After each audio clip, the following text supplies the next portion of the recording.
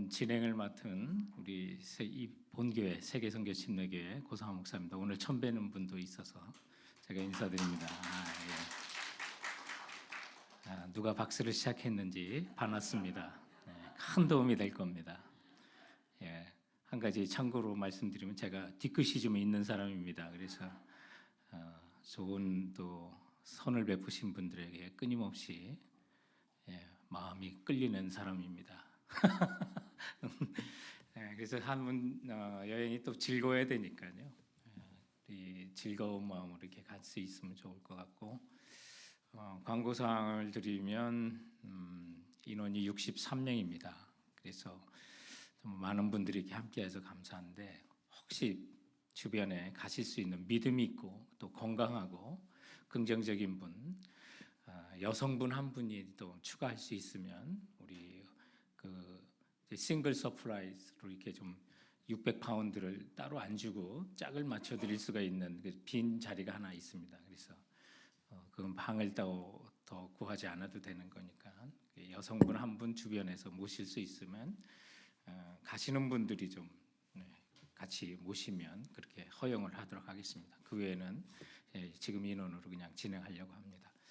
49인승 버스가 이렇게 나오기 때문에 좀 경비 전략을 위해서 한 대는 좀 작은 차가 할까 했는데, 우리가 11박 12일을 영국 안에서 다니다 보니까 좀 큰 버스로, 화장실이 있는 큰 버스로 다니는 것을 계속 추천을 하시더라고요. 그게 좋을 것 같아요. 그래서 여러분 짐을 그다지 스트레스 받지 마시고 가져갈 수 있는 만큼 가져가시면 되겠습니다.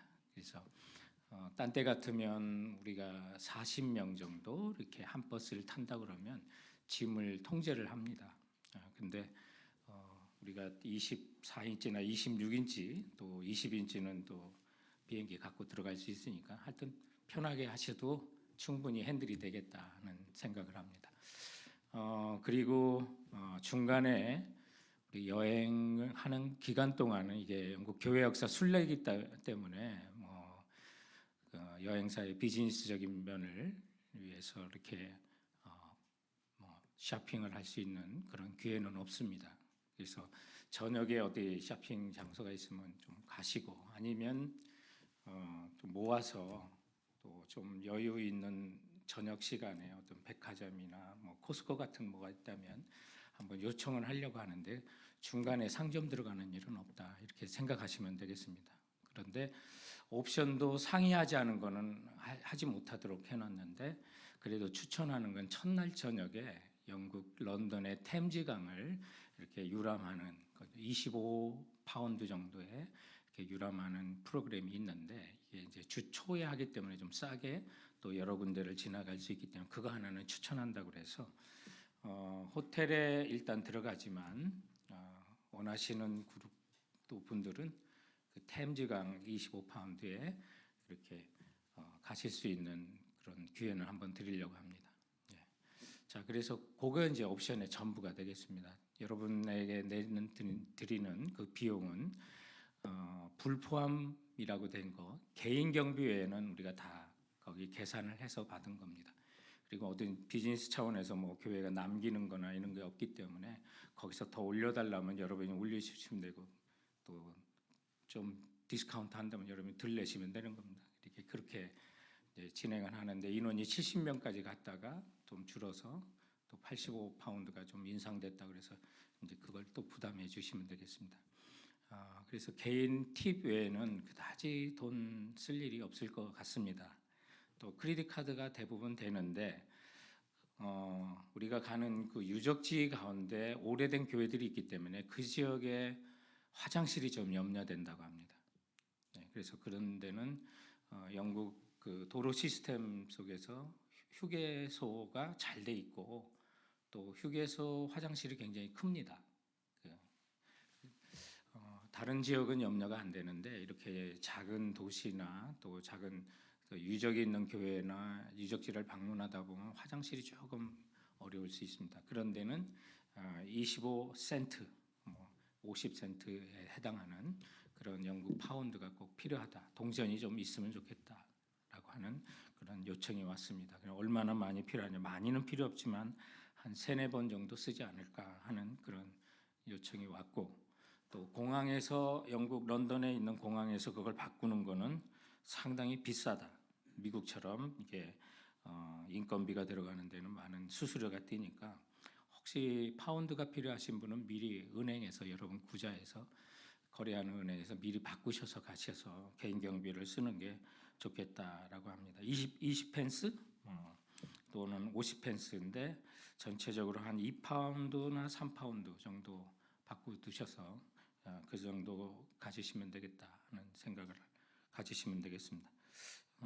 저희가 영국 교회 역사 이렇게 안식년 때 가 있을 때도 한 100불 바꿨던 것 같은데 다 뭐 안 썼던 것 같아요. 크레딧 카드 주로 썼기 때문에 또 뭐 쇼핑을 하는 스타일이 아니기 때문에 많이 쓰진 않았으니까 그 참조하시면 되겠습니다. 자, 그래서 오늘은 영국 교회 역사 우리가 보는 그 공부를 하고, 또 다음 달의 모임에서는 여러분에게 유튜브로 어디를 시청하시라고 하는 부분과, 또 일부 분들은 받으셨지만 제 한국일보에 10회 연재했던 아티클 영국 교회 역사 여러 교단의 그런 출발의 역사들을 한번 10회 연재를 했던 기사 내용을 보내드리겠습니다. 그리고 우리 침례교 다니시는 분들한테 필수적으로 우리 김승진 교수님, 우리 하버드 나오시고 서울대 나오셨다 하버드 나오시고 영국 옥스퍼드에서 공부하셨던 우리 교회 역사학자이십니다. 지금 작년 한 2-3년 전에 그 침례신학대학에서 은퇴하셨는데, 그분이 CTS인가요? 뭐 이렇게 기독교 어떤 유명 강좌에서 연쇄적으로 강의하신 내용들이 있는데, 거기에 종교 개혁과 또 영국에서의 우리 침례교의 탄생에 대한 부분들, 그래서 침례교 다니시는 분들은 필수적으로 그걸 읽으시면 되겠습니다. 그리고 이번에 첫날 영국 그 대형 박물관 맛보기로 들어가서 성서에 관련된 부분만 짧게 봅니다. 아마 이집트 박물관 중심으로 로마 유적에 대한 부분들, 또 하란에 대한, 또 메소포타미아 지역, 그 정도만 볼 시간이 될 것 같은데, 그 외에 성서 역사와 관련된 많은 부분들을 유튜브에 14번인가 15번인가 시리즈로 된 거 있습니다. 그걸 제가 여러분께 올려드립니다. 옵션으로 여러분 보시면 되겠습니다. 그래서 필수적으로는 제 아티클을 보시고, 또 영국 교회 역사에 대한, 교단이 어떻게 발생했는지에 대한 동영상, 이 2가지는 필수적으로, 우리 침례교 다니신 분은 침례교 태생에 대한 건 필수적으로 보시고, 나머지는 추천으로 드리는 거 이렇게 참고를 하시면 되겠습니다. 그래서 풍부한 아는 만큼 보이는 거니까요. 그러니까 사전 지식을 갖고 가면 여행이 아주 즐겁겠습니다. 그리고 가는 곳에 있는 또 세계 문화유산이라든지 중요한 데는 다 들린다, 이렇게 생각하시면 되겠습니다. 그래서 교회 역사를 이제 중심으로 보지만 영국이라는 그 해가 지지 않았던 대영 제국의 어떤 그 문화적인 부분들을 한번 점검해 주도록 하겠습니다. 그래서 그거를 여러분들이 온라인으로 또 보시고 또 읽으셔서 다 읽었습니다, 다 시청했습니다, 이렇게 답을 주시는 것이 2차 모임의 그 과제가 되겠습니다. 그리고 마지막은 우리가 출발 전에 모이는데, 저희들의 그 여행에 현지 여행사도 보험이 있다고 하고, 또 버스 회사도 보험이 있다고 하는데 디테일하지 않은 것 같아요. 제가 다 점검을 해봤는데. 그래서 떠나시는 분들이 하루에 3불인가요? 네, 여기에 그 여행자 보험을 꼭 듣도록 제가 추천을 합니다. 그래서 그 여행자 보험을 꼭 드시고 가시고, 유럽에 전체 갈 때 그걸 핸들하는 회사가 영국이었어요. 그렇기 때문에 그 안에서 뭐 탈이라거나 하면 바로바로 병원을 가실 수 있도록, 또 뭐 생명보험까지 포함되어 있는 건데요. 그런 보험을 꼭 의무적으로 들어서 혹시 일어날 어떤 불상사에 대해서 우리 교회가 어려움 당하지 않도록 여러분 그렇게 준비하고자 합니다.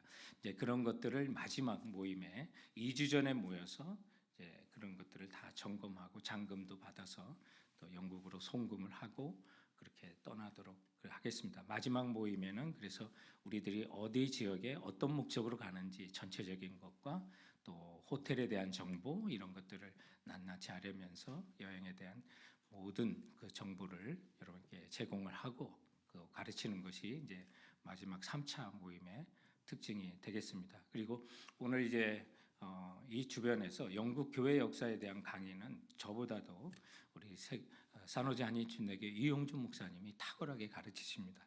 우리 유럽의 종교 역사를 한번 순례를 6개국을 우리가 5년 전에 한번 갔었는데요.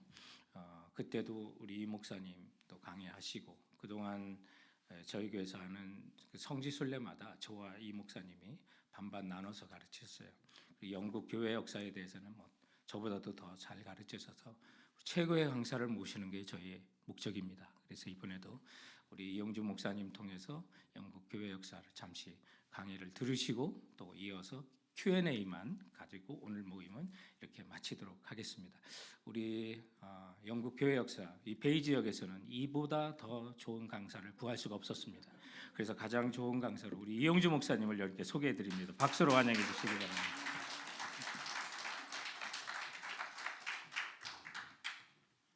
소개가 너무 거창해서 항상 제가 고 목사님 안녕하세요. 저도 처음 뵙는 분이 좀 몇 분이 계시고요. 저랑 여행 다니신 분도 몇 분 계시는데 저는 영국 97년도에 딱 한 번 가봤어요. 그때 회사 다닐 때였는데 한 팀은 저희 팀은 프랑스에 가 있었고 파리에서 이제 2달 있었고 다른 팀이 런던 근교에 있어서 한 5주째 됐을 때인가 그때 영국 팀 방문한다고 갔었죠. 근데 파리에서 루브르 박물관이 유명하다고 해서 몇 번을 갔어요. 워낙 크기 때문에. 그래서 갔는데 대형 박물관 가야 되잖아요. 오늘 뭐 저희 첫날 간다고 그래서 제가 기대하고 있는데 저희도 갔죠. 갔는데 박물관이 그거예요. 그 루브르에서 본 거나 거기 대형 박물관 들어가면 다 피라미드 있고 뭐 이집트 있고 그러니까 근데 공대생들은 별로 그런 거 관심이 없어요. 그리고 그때 주문받은 게 뭐냐면 그 당시 한국에서 97년도 뭐 버버리가 엄청 유행할 때였기 때문에 대형 박물관 맞은편이 그 버버리 직매점이 있었어요. 그러니까 면세로 이렇게 파는. 그래서 선배 형들이랑 다 야, 빨리 나가자. 뭐 본 거 또 봐서 뭐 하냐. 그래서 저도 아무 생각 없이 가서 잠깐 보고 거의 온종일 그 매장에서 시간을 보냈죠. 그리고 갔다 왔는데 제가 이제 교회에서 강의하다가 여러분들이 잘 아시는 에스라 뭐 느헤미야 강의할 때 되면 항상 만나는 게 고레스의 원통이라는 게 실린더로 이렇게 지금처럼 책이 아니라 점토에다 찍죠. 책임자로 찍어서 그걸 이렇게 기록물로 갖고 있어요. 실린더라고 되어 있는 게 있는데 그게 대형박물관 5층에 있거든요. 근데 그 당시에 갔을 때는 죄송합니다. 그 관심이 없으니까 5층까지 올라갈 생각도 없었어요. 한 1층 반 보다가 같이 갑시다. 나가버렸기 때문에 그래서 이번에 가면 꼭 걔를 보고 와야 되는데 꼭 있기를 바라고 요만해요. 한 24cm밖에 안 되니까 이번에 제가 꼭 봤으면 좋겠습니다. 저는 이용주 목사라고 아까 말씀해 주셨지만 산호제 한인침례교를 섬기고 있고요. 고 목사님 통해서 벌써 그 이스라엘, 요르단, 그다음에 종교개혁지, 지난번에 터키까지 이렇게 다녀왔는데 고 목사님이 스케줄 짜주신 거에 가면 전혀 후회가 없어요. 일단 쇼핑을 안 해도 되고 그 생각 안 해도 되고 그리고 볼 곳들도 많고 가야 될 꼭 필요한 부분들이 이렇게 쭉 정해 주셔서 그리고 이미 고 목사님이 몇 번 다녀오신 경험이 그 안에 들어가 있어서 가이드보다 더 잘 아시는 것 같아요. 제가 볼 때는 그래요. 그래서 고 목사님이 스케줄을 짜고 진행을 하면 굉장히 많이 볼 수 있다는 거. 그래서 고 목사님이 진행하면 저도 꼭 참여해서 같이 다니고 있고 특별히 그 성지 순례나 아니면 저희들이 역사잖아요. 역사 지역을 다시 갔다가 오는 건데 교회 다니신 분들이니까 다 교단은 다르겠지만 교회 다닐 때 저희들이 하나님 말씀을 가장 중요하게 생각해요. 특별히 침례교회는. 근데 하나님 말씀을 저희들이 읽으면서 왜 하나님 말씀을 중요하게 생각하냐면 그 안에 하나님이 자기를 계시하셨다고 이야기하니까 하나님이 말씀을 통해서 그 안에 하나님의 목적이나 뭐 하나님의 속성이나 모든 걸 알려줬다고 믿으니까 이제 성경책을 열심히 보는데 근데 저희들 성경을 보다 보면 하나님을 만날 수 있는 방법할 때 항상 성경의 말씀 우리가 특별 계시라고 부르는데 그거 말고 일반적으로 신학하시는 분들이 일반 계시라고 그래서 자연이나 뭐 돌아가는 거 보면서도 하나님이 있는 걸 하나님이 계시하는 부분이니까 꽃이든 산이든 뭐 근데 그 중에서 특별한 게 뭐냐면 일반 계시 안에 그 역사가 들어가 있어요. 역사의 흐름을 통해서도 하나님이 어떻게 인류의 하나님의 나라의 일을 하시는구나를 볼 수가 있는 거죠. 실제로 성경책 안에도 모세오경의 반 이상은 역사예요. 사도행전 역사고 복음서 역사고 그 역사를 통하는 그 보고 해석하는 건데 저희들이 성지순례나 이런 종교개혁지나 아니면 영국 교회 역사를 보고 오면 그러면 하나님이 이렇게 일하셨구나를 저희들이 볼 수가 있는 그런 기회가 되는 거죠. 뭐 비디오로 보고 책으로 읽어도 되는데 현장감이 있는 게 확실히 달라요. 성지순례나 아니면 이런 역사 지역을 갔다 다녀오시면 왠지 뭐 스코틀랜드 얘기하면 귀가 쫑긋하고 뭐 프로축구팀 좋아하시는 분들은 그게 더 관심 있을지 모르지만 이제 저희들이 지나온 지역들 어떤 지역들 브리스톨이나 뭐 그런 이야기가 딱 나오면 그 다음부터는 이제 관심 있게 보게 되죠. 그래서 하나님께서 어떻게 일하셨나에 지나온 걸 통해서도 저희가 또 배울 수가 있는 시간이 돼요. 오늘은 영국 교회사인데 영국 교회사가 왜 저희들한테 그나마 한국 교회사보다 더 중요할 수가 있거든요. 미국 교회사보다도 훨씬 중요해요. 저희들한테는 미국에 사는 뭐 침례교인 아니면 장로교분들, 감리교분들, 구세군 다 영국 교회랑 뗄 수가 없는 그런 연관성이 있기 때문에 그러는 건데 저희도 영국 먼저 아시는 것처럼 영국이 이렇게 생겼어요. 근데 저도 이제 영국이 이렇게 섬이 붙어서 4가지나 되는 나라가 연합해 있는 거, 유나이티드 킹덤이라고 그러니까 서로가 붙어져 있죠. 위에는 이제 스코틀랜드가 있고, 그 다음에 잉글랜드가 있고, 웨일즈가 있고, 아일랜드는 남과 북으로 갈려져 있어요. 우리가 아는 것처럼 영국하면 그냥 당연히 잉글랜드를 생각하겠지만 실제로는 저게가 다 4가지가 들어가 있죠. 파란색으로 있는 북 아일랜드까지가 영국이고요. 밑에는 여기는 남아일랜드는 공화국이에요. 아일랜드 공화국이 영국 소속이 아니에요. 저기는 종교도 로마 카톨릭이에요. 영국은 우리가 영국 성공회라고 부르고, 근데 남아일랜드 쪽은 그냥 아일랜드 공화국이고 자치국이고 그곳에는 종교가 로마 카톨릭이고요. 근데 우리가 아는 것처럼 스코틀랜드는 장로교죠. 그럼 북아일랜드는 종교 분포가 어떻느냐? 예전에 이제 크로멜이 청교도혁명 좀 이따 말씀드리겠지만 그거 할 때 장로교 신자들 대거 이민을 시켜버렸어요. 아일랜드 로마 카톨릭을 좀 몰아내라고. 지금 북아일랜드가 항상 분쟁이 많거든요. 로마 카톨릭 40, 그다음에 개신교 41 인구 분포가 그래요. 맨날 싸우죠. 그러니까 북아일랜드는 항상 스테이블하지 않은 지역이 돼 있어서 지금은 저렇게 돼 있고 저희들이 이제 영국 교회라고 부를 때 영국 국교회라고도 부르기도 하는데 그러니까 Church of England 하면 영국 국교회죠. 이걸 그냥 통상 앵글리칸 철치라고 불러요. 앵글리칸이라고 불리면 영국 국교회죠. 영국이 미국을 식민지화해서 여기서 13개 주를 다스리고 있을 때는 앵글리칸 철치였어요. 근데 독립운동에서 영국 국교회가 빠져나가니까 앵글리칸은 사라지고 그 시스템을 그대로 갖고 있는 사람들이 에피스코폴 철치라고 불러요. 그러니까 미국에서 에피스코폴이면 앵글리칸이랑 똑같은 구조를 가지고 있고 시스템을 가지고 있지만 그렇다고 국교회 소속은 아니죠. 그래서 미국에 보시면 산호세에도 앵글리칸 철치도 있고요. 에피스코폴도 있어요.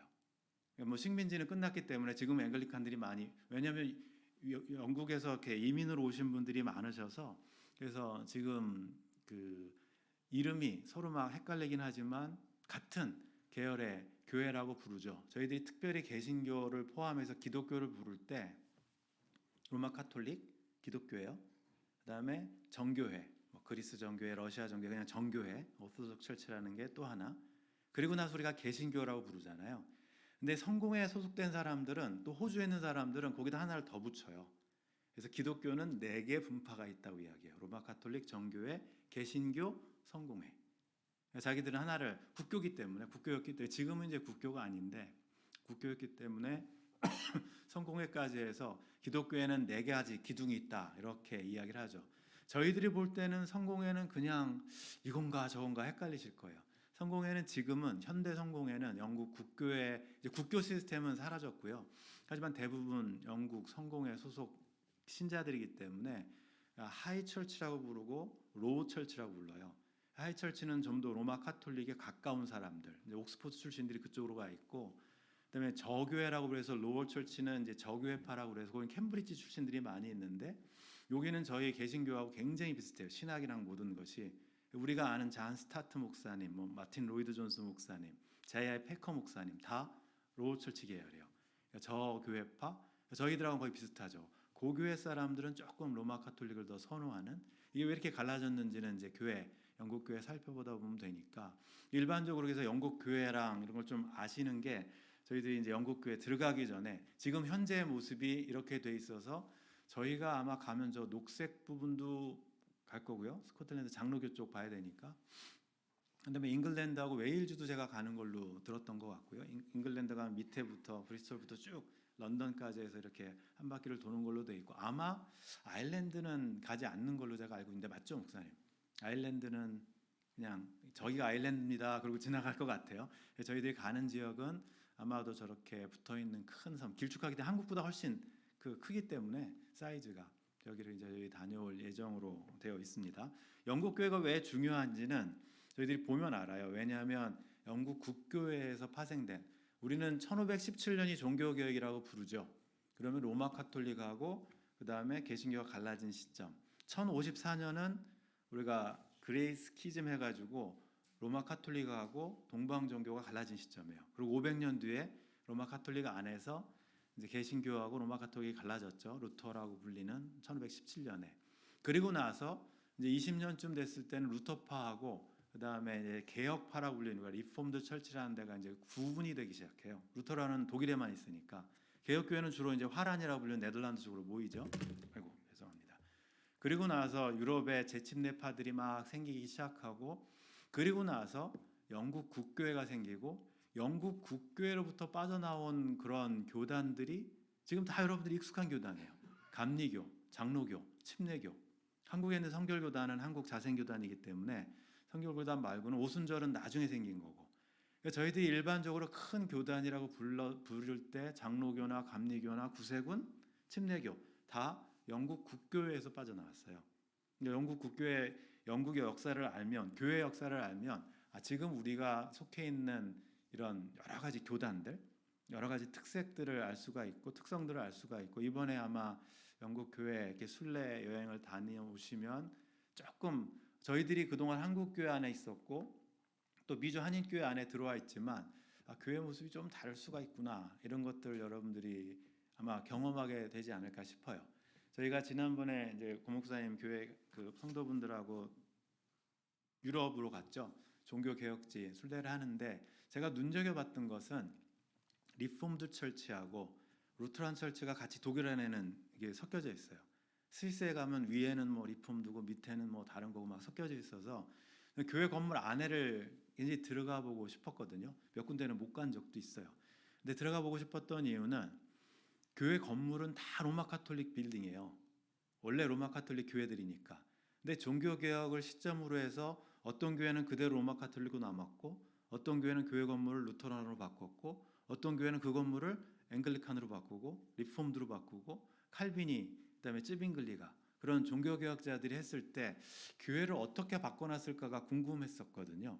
그래서 가보면 겉모습은 똑같아요. 가보신 분은 아시겠지만 스테인드 글라스 있고 고데기 양식으로 다 똑같은데 안에 들어가면 그러면 확 바뀌어요. 루터라는, 이게 로마 카톨릭을 들어왔는지 루터란 교회를 들어왔는지 모르죠. 구분이 안 가요. 동방교회 가면 확 구분이 가죠. 이콘들이 있으니까. 근데 리폼드 철치를 들어가면, 쯔빙글리 교회나 칼빈이 있었던 교회를 들어가면 동상이나 성화가 하나도 없어요.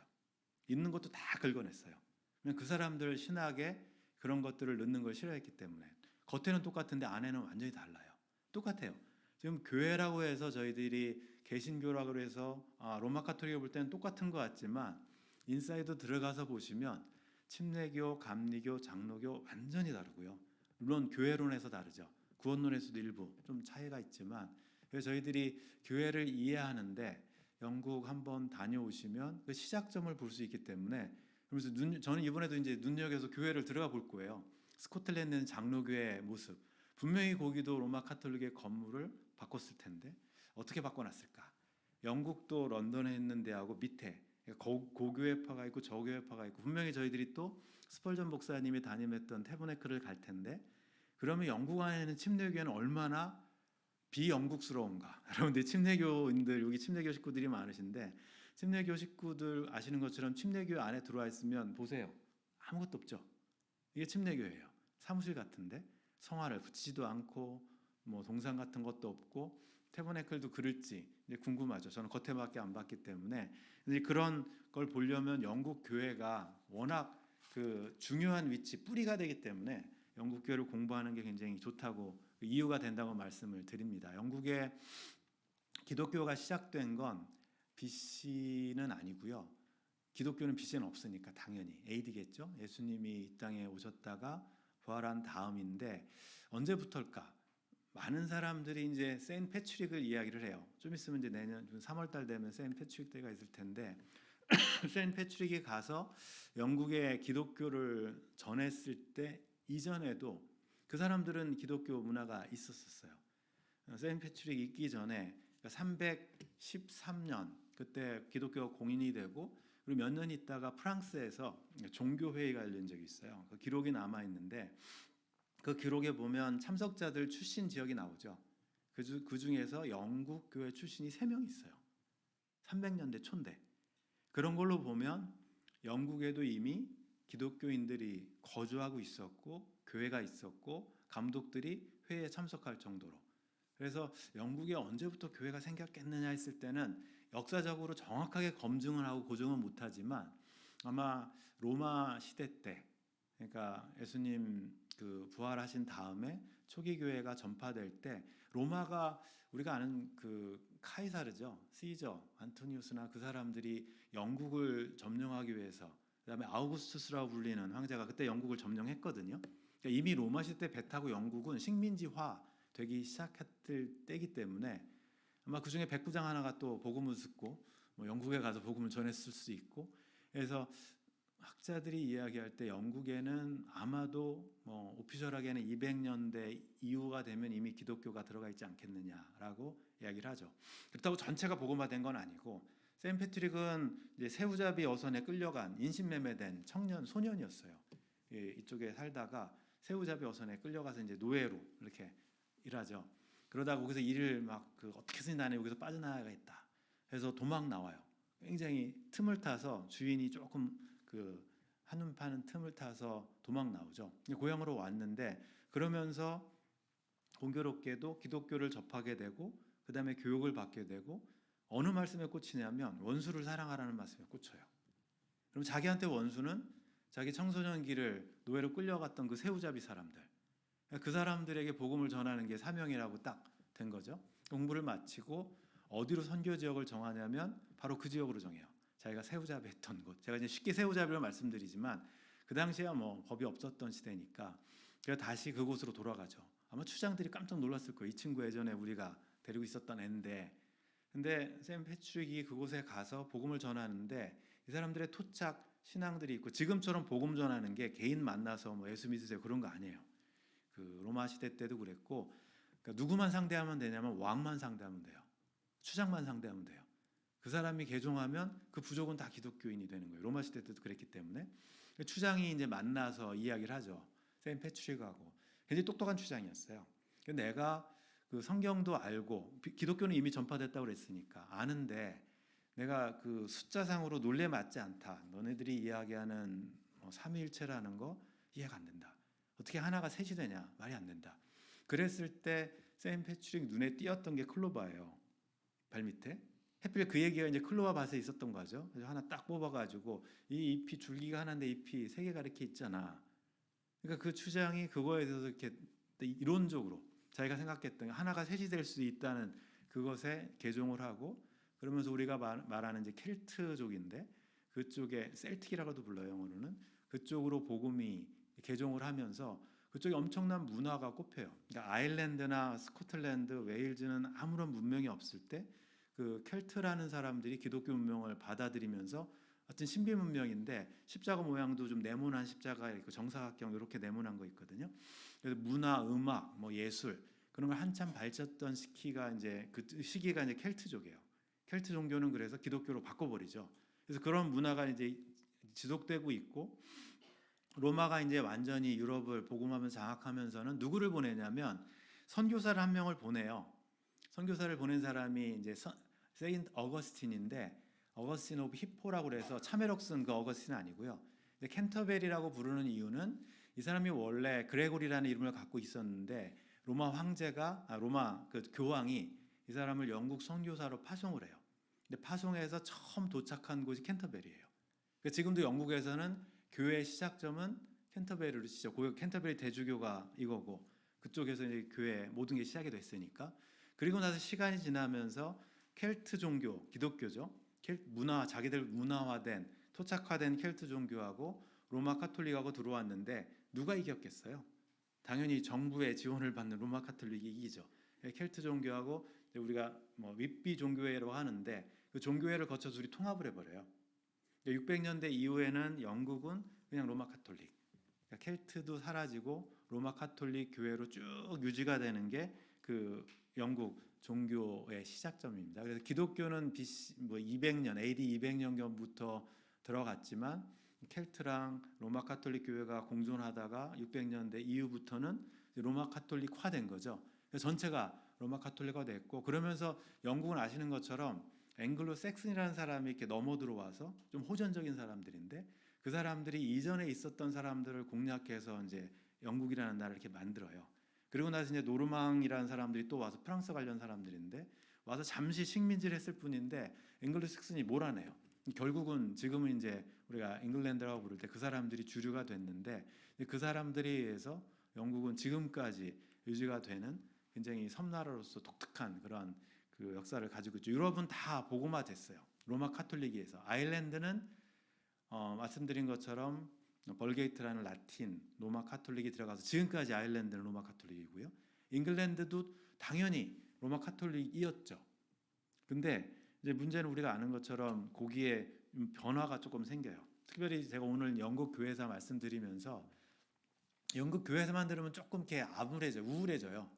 종교 개혁인가? 영국은 이게 종교 개혁인지 뭔지 좀 그래서 영국 교회하고 저희들하고 조금 연관되는 것들은 제가 몇 가지 더 가져왔어요. 이거는 그냥 야사니까 들으세요. 이거는 정설은 아니지만 영국 사람들이 주장하는 거니까 저희들이 저기를 갈지는 모르겠는데 영국에 가면 어디 가냐면 글라스텐베리라는 수도원이 있어요. 그 수도원에 가면 자기들이 주장하는 나무가 하나 있어요. 어떤 나무냐면 이 나무에 그 아리마대 요셉, 여러분들 누구인지 아시죠? 예수님 부활했을 때 자기 묘지에다가 이렇게 모신 사람이죠. 니고데모랑 같이.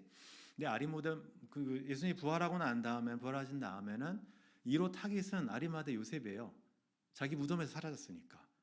엄청나게 신문을 했겠죠. 잡아가서 너 어디다 빼돌렸냐, 너 무덤 맞냐, 정말 그랬을 테니까 감옥에 갇혔겠죠. 당연히 제자들 다 도망갔겠지만 아리마대 요셉이 감옥에 갇혀 있을 때 뭐 채찍도 맞고 막 그러다가 아픈데 이제 환상 중에 그 하나님의 그 예수님의 성배라고 요즘 인디아나 존스에서 많이 보신 건데 그게 딱 나타나서 이렇게 상처를 이렇게 부어주는 바람에 제가 전설이라고 말씀드렸어요. 이거는 전설로 들으세요. 이거를 막 노트 필기하지 마시고. 그리고 그게 이제 상처가 치유가 돼요. 그리고 나서 이제 거기서 풀려나죠.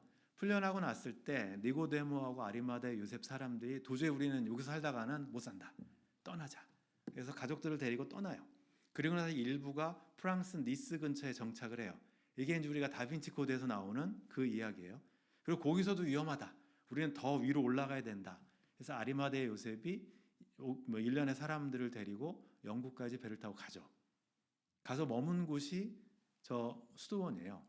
그래서 그 아리마대 요셉에 와서 여기다 나무 자기 지팡이를 딱 꽂았는데 이 가시나무가 살아나가지고 이래야 사람들이 찾아오잖아요. 이게 대부분 이제 그 십자군 전쟁 이후에는 이런 전설들이 엄청나게 유럽에 많이 생기는데 예수님을 찌른 창 때문에 1차 십자군 전쟁에서 승리하는데 그 찌른 창이 한 4개 되거든요. 지금 유럽에 퍼져 있어요. 다 자기 거라 우기는 거죠.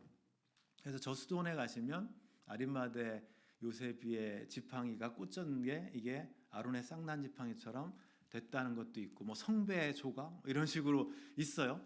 그러니까 전설을 이제 현실화시키는 이런 사건들이 많이 있으니까 영국에도 뭐 아더왕 전설부터 시작해서 엄청나게 전설 이런 것들이 많죠. 교회 관련돼서 이런 것들은 굉장히 많아서 영화로 제작하면 굉장히 재밌는 그런 내용들이 많습니다. 그리고 더군다나 영국 교회는 이제 성경의 인물은 아리마대 요셉하고만 연결돼요. 전설이지만 나머지는 아무도 연결되는 사람은 없어요.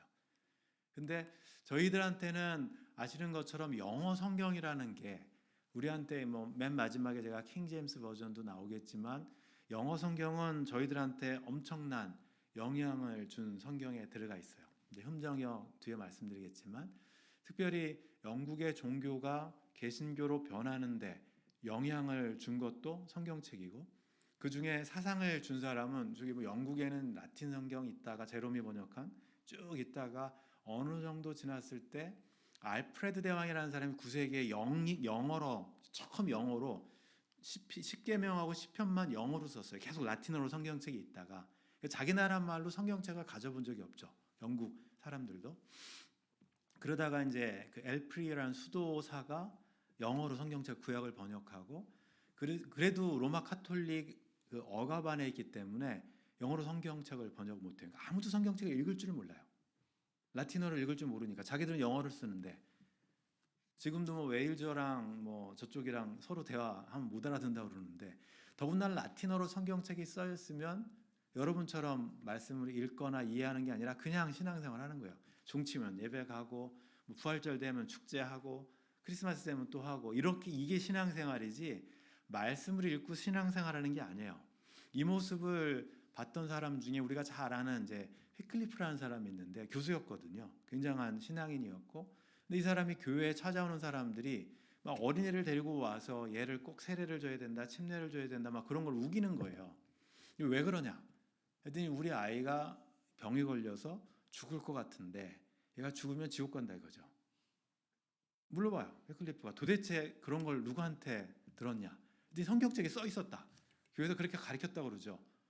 근데 성경학자로서 성경책을 아는 뭐 라틴 성경 잘 아는 사제이기 때문에 그 입장에서 보면 그런 게 성경책이 없는데 사람들이 성경을 모르니까 구원에 대한 신앙생활에 대한 굉장히 오류와 혼란들이 있어서 이 사람이 영어로 우리 국민들이 성경을 알 수 있도록 성경을 번역하기 시작해요.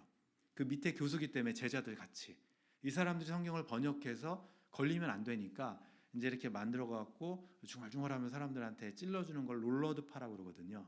그 히클리프의 제자들이 그 일을 하면서 성경책을 막 해주죠. 이 히클리프 성경인데 결국 이 사람은 나중에 죽지만 너무 일찍 태어나서 그래요. 조금만 늦게 태어났으면 괜찮은데 너무 일찍 태어나서 이 사람한테 영향받은 사람이 잔 후스. 여러분들이 체코에 가시면 프라하 광장 가운데 딱 서 있는 잔 후스 거위라고 저희들이 부르는데 후스의 동상에 있는데 후스가 휘클리프한테 영향을 받아서 똑같은 이야기를 해요. 그러다가 이제 이단으로 몰려서 화형당하고 그리고 100년 뒤에 이제 우리가 아는 것처럼 마틴 루터가 등장을 하는데 너무 일찍 태어났죠. 만약에 마틴 루터 시대 때 태어났으면 종교개혁이 영국에서 시작될 수도 있어요.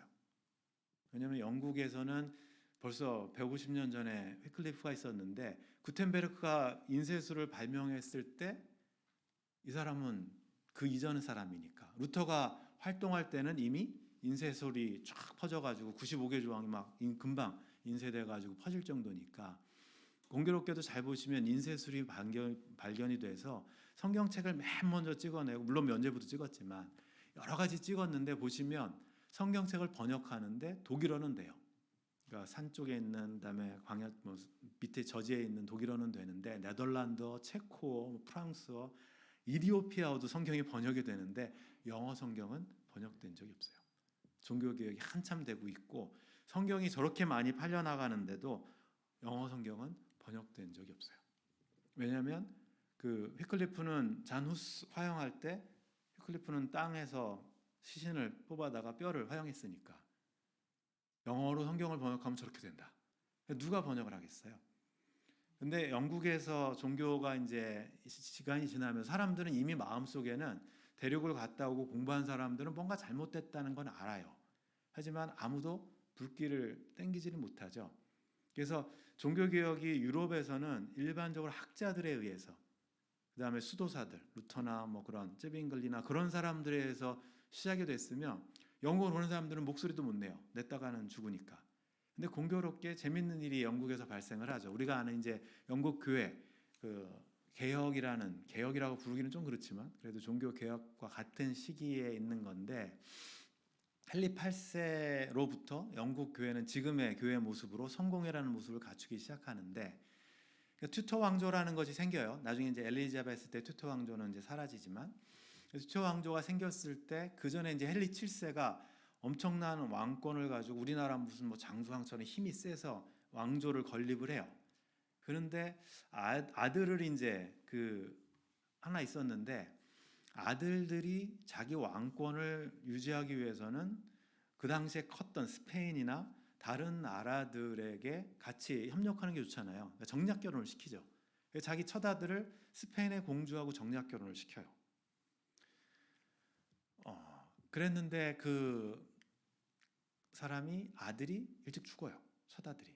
그래서 둘째 아들이 헨리 8세가 되는데 둘째 아들한테 형수하고 결혼을 시켜요. 자기 뜻에 상관없이 나라의 영국이라는 나라의 안위를 위해서 스페인이라는 큰 나라와 같이 손잡기 위해서 자기 둘째 아들한테 결혼을 해라. 아버지의 명령이니까, 왕의 명령이니까 하죠. 그렇게 해서 이제 12살에 7살 연상의 형수하고 결혼하는 거죠. 뭐 성경적이긴 한지는 모르겠지만 아무튼 아버지의 뜻에 의해서, 그리고 나서 왕이 됐어요. 그러면서 교황에게 칠성례, 로마 카톨릭에서 한 칠성례에 관한 글도 쓰고, 그걸 이제 교황한테 헌정하고, 교황은 뭐 그 신앙의 수호자라고 무슨 상품도 이렇게 칭호도 주고, 그러면서 교황하고 관계가 너무 좋아요. 근데 나이가 들어서 왕이 됐는데 캐더린하고 살면서, 자기 형수죠, 아들이 없어요. 그러면서 이 사람의 고민은, 자기가 자의가 아닌 그 타의에서 결혼을 했는데 우리가 아들이 안 생기는 원인은 내 잘못이 아니라 우리 부모님이나 아니면 억지로 결혼한, 하여튼 내 아내 때문이다. 그 결론에 도달하게 되죠. 그래서 그 결론에 대해서 결혼 무효 소송을 교황한테 제출해요. 교황이 예스를 해줘야지 결혼이 무효가 되는데, 교황이 끝까지, 로마 카톨릭은 허가를 안 해주죠. 헨리 8세가 이걸 어떻게 하면 좋을까를 생각하고 있어요. 그랬을 때 이제 등장한 사람이 이제 뒤에 나오겠지만, 교황과 완전히 1534년에 수장령을 발표했다고 되어 있는데, 1517년에 종교개혁이 있으니까, 그리고 나서 한 15년, 20년 사이에 영국도 로마 카톨릭과 단절하게 돼요. 왕에 의해서. 아까 말씀드린 것처럼 이 결혼 무효 소송을 한참 진행하고 있을 때 그 핵심에는 누가 있었냐면, 이 왕들의 계보를 쭉 보시면 저기 헨리 7세부터 쭉 많아요. 이게 잘 보이실지 모르겠는데 그냥 굉장히 많구나. 족보가 좀 복잡하구나. 저쪽에 있는 사람들은 스코틀랜드 쪽이에요. 이쪽이 잉글랜드 쪽이고, 이쪽에 이제 이 왕들이 있는데, 헨리 8세한테 캐서린이라는 자기 그 부인이 있고, 근데 부인 옆에 아들을 낳아둘 것 같은 사람이 한 명 등장을 했어요. 이 사람이 캐서린 오브 뭐 아라곤이라고 되어 있는 공주 형수였고, 근데 눈이 맞은 사람이 누구냐면 앤 불린이라는 여자분이에요. 귀족 가문이고, 원래 헨리 8세가 워낙 그 편력이 심하고 그래가지고 연애를 워낙 많이 해요. 그래서 앤 불린 언니하고도 연애를 했었어요. 그러니까 뭐 불륜이라고 해야겠죠. 연애를 하다가 이렇게 아무 이유 없이 또 다른 사람을 바꿔버리고, 그래서 앤 불린이 그걸 봤기 때문에 이 사람은 조건을 걸어요. 당신이 나하고 연애하고 싶고 그러면 이혼을 하고 와라. 정확하게. 그럼 내가 결혼해주겠다. 난 언니처럼 당할 수 없다. 아주 당찬 사람이죠. 그러니까 헨리 8세가 이혼을 하긴 해야겠는데, 아무리 상소를 올려도 퇴짜를 맞는데, 옆에서 그거를 승인해주고, 그러니까 우리가 좋은 변호사 쓰면은 이렇게 승소하는 것처럼 그 변호사 역할을 했던 사람들이 대륙에서 공부하고 온 사람들이에요. 이 사람들은 그 종교 개혁 이후에 로마 카톨릭을 싫어하는 사람들이죠. 그 사람들이 로마 카톨릭과 단절하기 위해서 그거를 대리를 해줘요. 이혼 가능하다. 성경책 예수님의 이혼 보면 여러 가지 이유가 있는데, 캐서린이 잘못했으면 분명히 이혼할 수 있다. 그리고 왕의 의지가 아니라 아버지의 강압에 의해서 결혼한 거지, 이거는 뭐 사랑 관계 그게 아니었다. 그러니까 충분히 이혼이 가능하다고 이렇게 딱 해가지고 또 제출을 했죠. 교황이 받아줬을까요? 안 받아주죠. 그러니까 자기가 수장령이라고 그래요. 그럼 이제부터 영국 교회 수장은 나다예요. 로마 교황이 아니라. 그러니까 수장을 이렇게 그 자리를 그대로 바꿔놓는 거죠. 이게 피라미드 구조가 있으면 제일 위가 로마 교황인데, 영국 교회는 앞으로부터 내가 왕이 수장을 할 거야. 그게 1534년이에요. 그래서 영국 교회는 로마 카톨릭하고 분리됐어요. 이게 종교 개혁이에요. 굉장히 종교 개혁 치고는 조금 신학적인 것도 아니고, 한 사람의 결혼이라는 문제로 인해서 이제 종교 개혁이 된 거니까 이 시대 때 저희들이 아는 이런 암울한 시대에도 우리에게는 유명한 사람들이 등장을 해요. 여러분들 혹시 틴데일이라는 이름을 들어봤을지 모르겠는데 틴데일 성경이라는 것도 주석도 있거든요. 휘클리프가 죽은 걸 보고 그 시대 지금 이제 그 수장령이 발표되고 막 그러는 시대에 틴데일이 영어 성경을 목숨 걸고 번역을 해요. 그리고 이제 제네바에 가서도 번역을 하고 그러면서 영어 성경을 휘클리프가 못했던 것을 번역을 성공을 시키죠. 그리고서 나중에 참수당해요. 순교하죠. 영어 성경 번역했다는 이유로. 이때 주도한 사람이 헨리 8세인데 근데 나중에는 헨리 8세가 이제 저 사람이 쓴 영어 성경책을 로마 카톨릭하고 단절해야 되니까 자기도 성경책이 있어야 되는데 누구 성경책을 쓸까 하다가 자기가 이단으로 몰아서 죽인 사람 갖다가 영어 성경책으로 킹 제임스 버전이 틴델 성경을 97%인가 87%를 가져갔어요. 영국 왕들이 자기들이 죽여놓고 실제로는 그 사람 유산은 자기들이 다 받아 쓰는 거죠. 틴데일이 화형당하면서 한 얘기가 뭐냐면 롤드가 왕이거든요. 하나님한테 우리 잉글랜드 하나님 왕의 눈을 좀 열어주십시오. 뭐 종교 개혁을 했다고 그래서 영국 교회가 성공회가 됐다고 그래서 교회는 여전히 똑같아요. 그냥 수장만 바뀌었을 뿐이지. 영국 교회 모습은 이렇게 이제 시작이 되니까 첫 단추부터 조금 이상하죠. 종교 개혁이 됐다는 게. 그리고 교회에 이제 자기가 그레이트 바이블이라고 그래서 바이블을 영어로 번역을 하죠. 그러면 제일 위에 누가 있냐면 성경책 위에다가 자기를 딱 올려놔요. 이거 표지예요. 아무도 바꿀 수 없어요. 인쇄를 찍는데 성경책 위에는 헨리 8세가 딱 이러고 있고 옆에는 이제 크랜머라는 대주교예요. 캔터베리 주교하고 그다음에 크로멜 나중에 이제 청교도 혁명하는데 이런 사람들 옆에 좌의정, 영의정 딱 놓고 성경책 번역을 주도했던 사람들 이런 일들을 하죠. 헨리 8세가 결혼해서 엠블린하고 결혼해서 행복했느냐? 아들을 못 낳았어요. 그러니까 행복하지 않았겠죠? 그래서 엠블린하고 아들이 아니라 딸 하나 낳았어요. 캐서린하고도 딸 하나 낳았는데 그 딸이 이제 메리라는 딸이고 나중에 캐서린 이렇게 여왕에서 이렇게 쫓아내고 여왕이 아니죠. 왕비에서 쫓아내고 시녀로 하고 엠블린 결혼했는데 아들을 낳아줄 줄 알았더니 딸만 하나 낳았어요. 엘리자베스라는 딸. 아들을 못 낳아요. 그래서 엠블린이 데리고 왔던 시녀하고 또 눈이 맞아요.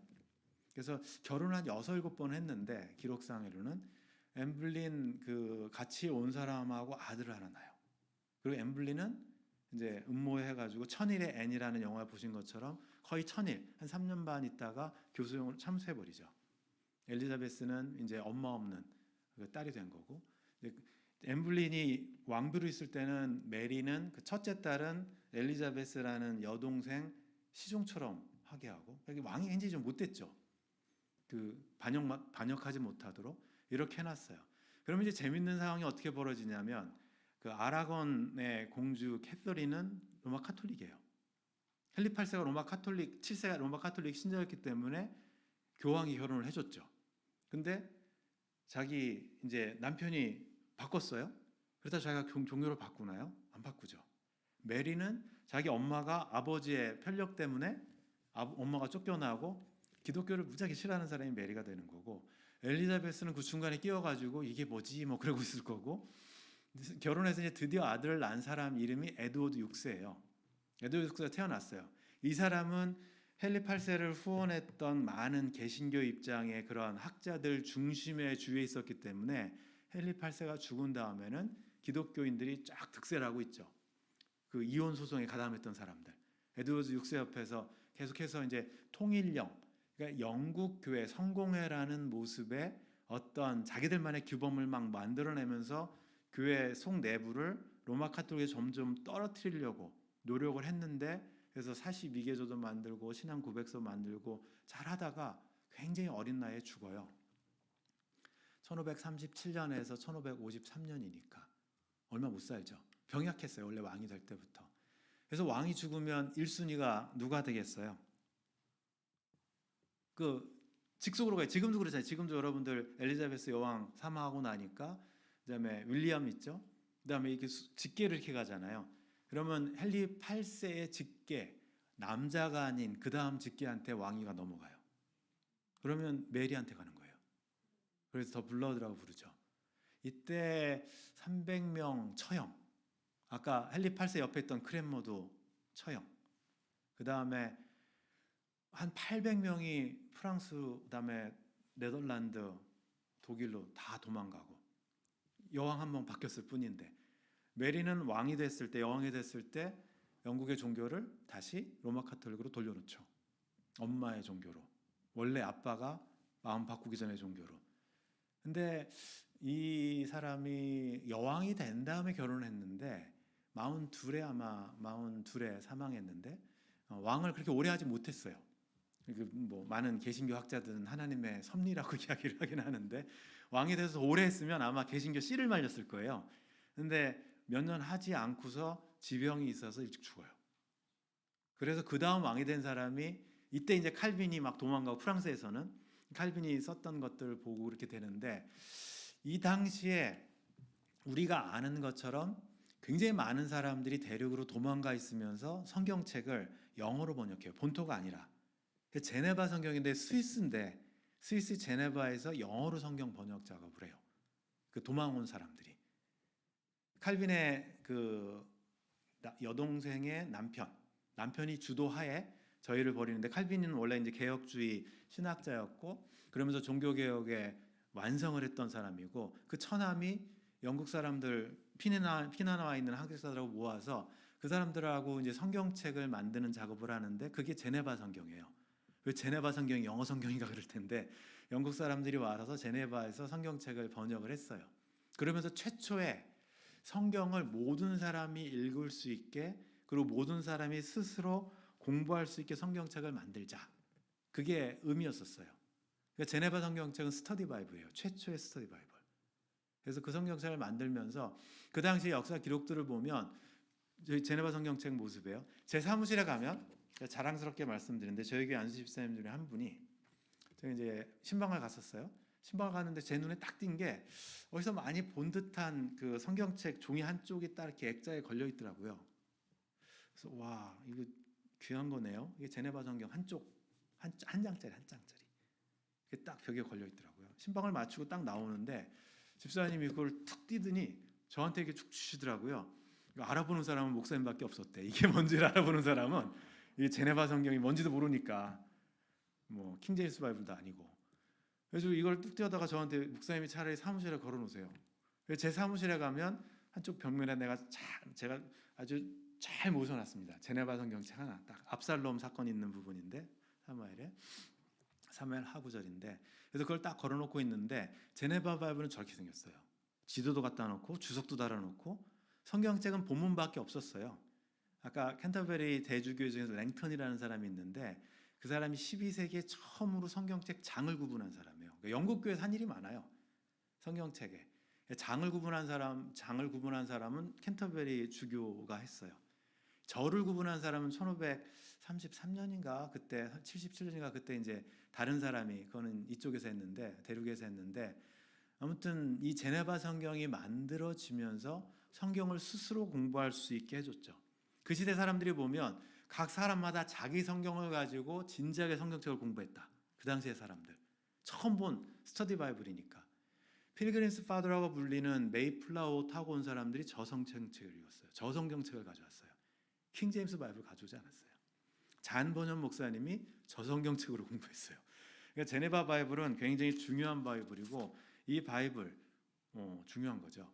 그래서 혹시 여러분들 뭐 인터넷 가시면 지금 다 나와 있으니까 볼 수 있는데 옛날 영어로 돼 있지만 제네바 바이블 그래서 영국에서 나중에 왕이 좀 이따 킹제임스 바이블도 말씀드리겠지만 출판 금지시켜요. 왕이 출판권을 갖고 있어야 되는데 일반 사람들이 출판권을 가지고 성경책을 판매하니까 영국 관입 금지 다 밀수입하고 영국에서 이제 그랬던 역사적 얘기도 있고요. 아무튼 이런 시기에 영국 왕은 이제 엘리자베스로 바뀌죠. 메리가 죽은 다음에 엘리자베스가 왕이 된 다음에 25살에 결혼을 안 한.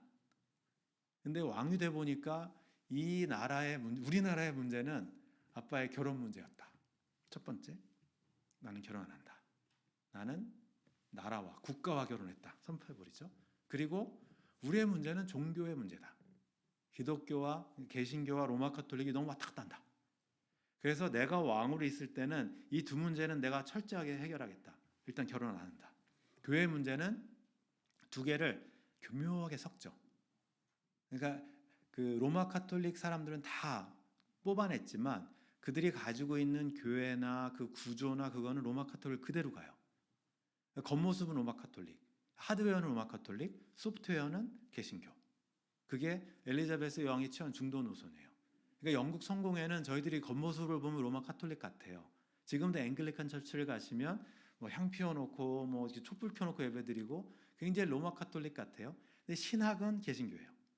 소프트웨어는 개신교, 하드웨어는 로마 카톨릭. 그게 영국 성공회의 모습입니다. 에피스콜도 마찬가지고요.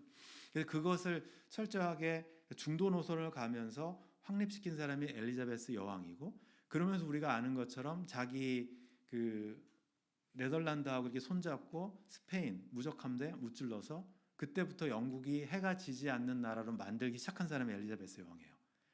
그러니까 온 자기 에너지를 나라를 위해서 쓴 사람이죠. 그래서 엘리자베스 여왕 때 영국이 엄청나게 커졌고, 그러면서 더불어서 영국의 이제 국력뿐 아니라 신앙 노선도 탁 굳어져요. 영국 성공회라는 신앙 노선으로. 그러니까 겉에는 로마 카톨릭, 속에는 개신교. 웨일즈 사람들은 자기 나라 말로 웨일즈, 윌리엄 모건이라는 사람이 성경책을 번역해서 웨일즈어는 따로 있어요. 웨일즈 성경은 영어랑 좀 다른 성경이 있죠. 그리고 나서 영어 성경이 쭉 가다가 보시는 것처럼 1611년에 야고보 대왕판 성경, 킹 제임스 버전이니까 제가 저렇게 번역을 해놨는데, 야고보 대왕 성경이 1611년에 나오죠. 여러분들이 킹 제임스 버전은 너무나 익숙하신 분들이 많으시기 때문에 이 얘기 조금 더 하면서, 뭐 제가 오늘 말씀드리는 게 이게 영국 교회 역사지만 저희들하고 연결되는 것만 말씀드려요. 나머지는 말씀드려봐야 뭐 랭스 성경 얘기해봐야 아무 소용 없잖아요. 제가 프랑스어로 된 성경인데, 뭐 로마 카톨릭에서 만든 성경인데 그런 건 소용없고, 우리한테 잘 딱 보면 아는 게 매튜는 좀 알 것 같고, 커버데일은 여러분들 모르시겠죠. 뭐 두어 랭스는 전혀 모르실 거고, 근데 킹 제임스는 많이 들어봤어. 킹 제임스 얘기는 하는 거죠. 킹 제임스는 이게 AV라고 저희들이 부르는데 authorized라고 불러요. 흠정이요. 흠정이라는 말이 중국어예요. 중국에서 황제가 편찬한, 황제가 인가한 흠정이라는 게 AV라고 저희들이 부르는데, 영국 국교회가 전례용어로 사용해서 왕이 인가한 성경. 다른 건 아까 말씀드린 제네바 성경은 무허가 성경. 그러니까 그거는 판매 금지, 판촉 금지 이렇게 되는 거죠. 그래서 흠정이라는 말이 이런 의미예요. 킹 제임스 버전을 우리가 흠정이라고 불러요. 그러니까 야고보 대왕판인데 야고보 대왕이 자기가 공인한 성경책, 이게 이제 킹 제임스 바이블이라고 부르죠. 킹 제임스가 누구냐면 아까 제가 보여드렸던 왕들 계보에서 영국은 튜터는 엘리자베스로 끝나버렸어요. 후가 없으니 결혼 안 했으니까. 그러면 1차 이제 우선순위는 사라져버렸죠. 튜터 왕조는 사라졌어요. 그 다음에 세컨 순위 누구한테 가냐면 스코틀랜드로 가는 거예요. 스코틀랜드에서 저기 보이잖아, 메리 스튜어트라는 사람이 그 저쪽에 있는데 이 튜터 왕조 핏줄이거든요. 그 사람한테 가서 남은 사람이 누구냐면 제임스 6세예요. 제임스 6세가 그 당시에 스코틀랜드 왕이었어요. 근데 그 사람이 가장 가까운 친족이니까 당신이 잉글랜드로 넘어와서 스코틀랜드하고 잉글랜드의 왕이 되어 주십시오 하고 청빙을 넣죠. 근데 스코틀랜드는 아까 칼빈이 제네바에 사역할 때 잔 낙스라는 사람이 칼빈 밑에서 배우면서 장로교 신학을 개발을 해서 스코틀랜드에 가서, 스코틀랜드는 한동안 국교가 장로교였어요. 잉글랜드는 영국 성공회인데 나라가 다르니까. 스코틀랜드는 장로교 국교가 돼 있어서 국가교회였었는데, 그 왕이 잉글랜드로 온다는 이야기를 들은 그 저교회파 소속 앵글리칸에서 개신교 사람들은 두 손 들고 환영이죠. 장로교회 색깔을 있는 사람이 오면 우리가 조금 더 로마 카톨릭에서 벗어날 수 있다. 로마 카톨릭 사람들은 별로 환영하지 않고. 근데 킹 제임스가 이제 왔는데, 제임스 6세가 오면서 이제 둘이 통합하면서 제임스 1세라고 바꿨어요, 이름을. 그러니까 킹 제임스가 되는 거죠.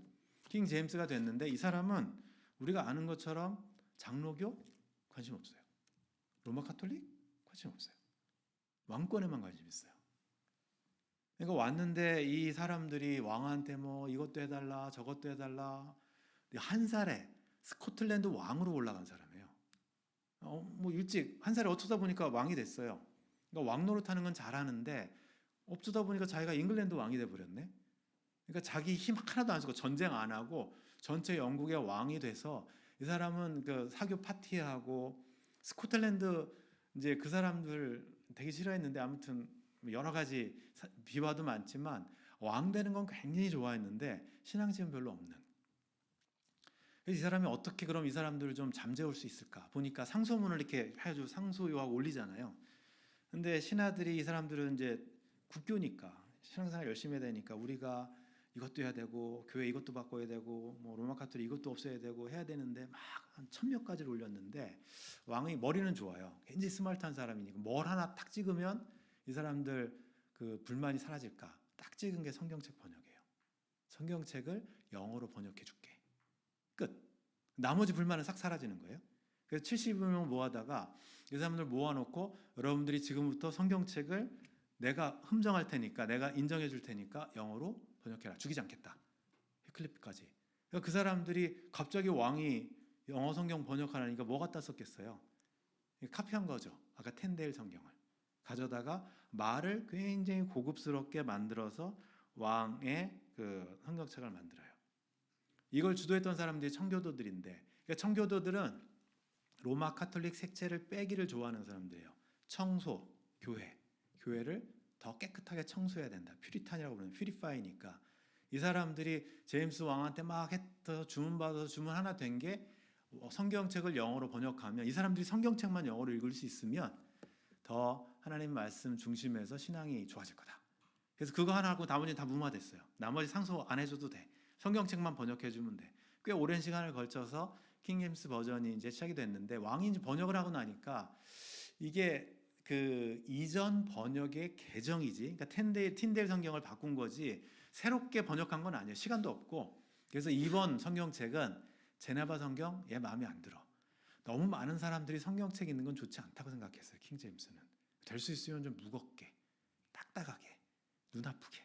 그래서 뭐 참고 수석도 붙이지 말고 히브리어, 헬라어 설명하는 거 말고는 주석 붙이지 마. 될 수 있으면 글씨 빡빡하게 해갖고 읽지 못하게 해. 될 수 있으면 크게 만들어. 모든 사람이 가질 수 없게. 이런 주문이에요. 왕이 주문하는 거니까. 그래서 왕이 주문한 성경책이 만들어지죠. 엄청나게 두껍게 42cm에다가 28cm. 조금 하면 들고 다니기 편한데 크면은 뭐 무거워서 못 들고 다니잖아요. 그 다음에 성모일과라고 자기들이 기도 순서에 따라 읽기 목적으로 전례 목적으로 만들어 놓고 아무것도 없어요. 그림 없고 글씨만 있게 읽다가 아우 졸리게 만들게. 검정색 색깔도 넣지 마. 괜히 여러 색깔 넣으면은 사람들 좋아하면 안 되니까 색깔 넣지 마. 사람들이 성경책 읽는 걸 싫어했어요. 괜히 성경책 읽으면 데모하고 뭐 왕 이런 거 하고 성경책 이렇게 써 있는데 그러면 뭐 왕이 대답해 줘야 되니까 될 수 있으면 안 읽게 만드는 거예요. 제네바 성경책이 들어오니까 판매 금지시키고 불태워버리고 오로지 우리나라에서는 킹제임스 버전만 읽어라. 왕명이다. 이렇게 되는 거니까요. 통제와 권위를 위한 성경책이지 그다음에 언어는 엄청 어렵게 최고의 언어학자들 모아놓고 아주 고상한 언어로 만들어 놓은 성경책이 킹제임스 버전이에요. 번역을 하다가 에라스무스라는 사람이 독일에서 루터의 선생님 정도 되는데 헬라어로 성경책을 독일어로 곧바로 번역해 버렸어요. 벌게이트라는 라틴어를 건너뛰고. 그래서 이제 그걸 루터도 공부를 했는데 이 사람이 번역을 하다가 철치라는 말이 있는데 이게 에클레시아잖아요. 헬라어로 에크, 아우로, 그다음에 클레오 부르다. 사람들 불러서 모은 사람들 이게 에클레시아예요. 이걸 어떻게 번역할까 고민하다가 에라스무스가 이제 독일 말로 이게 거의 그 어떻게 번역할까를 쉽지가 않아서 컨그리게이션이라는 말로 번역을 했어요. 근데 그걸 딱 읽다가 이걸 영어로 이제 컨그리게이션으로 번역을 하니까 킹제임스가 no. 철치는 건물 개념 아니면 그 어거나이즈 개념 무슨 제도화 개념으로 바꿔야 돼. 철치로 바꿔. 용어를 만들었어요. 그러니까 컨그리게이션 사람으로 넣지 말고 어떤 기관으로 만들어야 돼. 그래서 컨그리게이션은 못 써. 킹제임스 버전은 철치를 집어넣었죠.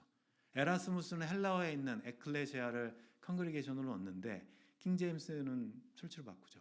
오퍼링 같은 걸 러브라는 것도 체리티로 바꿔버려요. 헌금 많이 하라고. 사랑의 헌금을 많이 하라고 체리티라고 바꿔버리고 왕의 주도하에 단어들을 막 바꿔가면서 킹제임스 버전이라는 그 성경책을 만들죠. 근데 왜 지금 우리가 여러분들이 이렇게 많이 킹제임스 버전하고 뭐 KJV 다 그럴까? 역사가 그렇게 됐기 때문이죠. 그러니까 독점권 1616년부터는 제네바 성경 판매 금지. 이건 이제 판매하면 벌금, 뭐 문 닫고. 오류들 엄청 많아요. 처음에는 히 바이블, 왜냐하면 이게 아무튼 좀 디테일한 내용이니까 여성 남성으로 막 쓰기도 하고 엄청나게 오류가 많은 처음에는. 그 다음에 1762년에 가서야 그 많은 오류들을 수정해가지고 흠정역 표준본이라고 만들어졌어요. 하도 오류가 많으니까 처음엔 못 쓰는 거예요.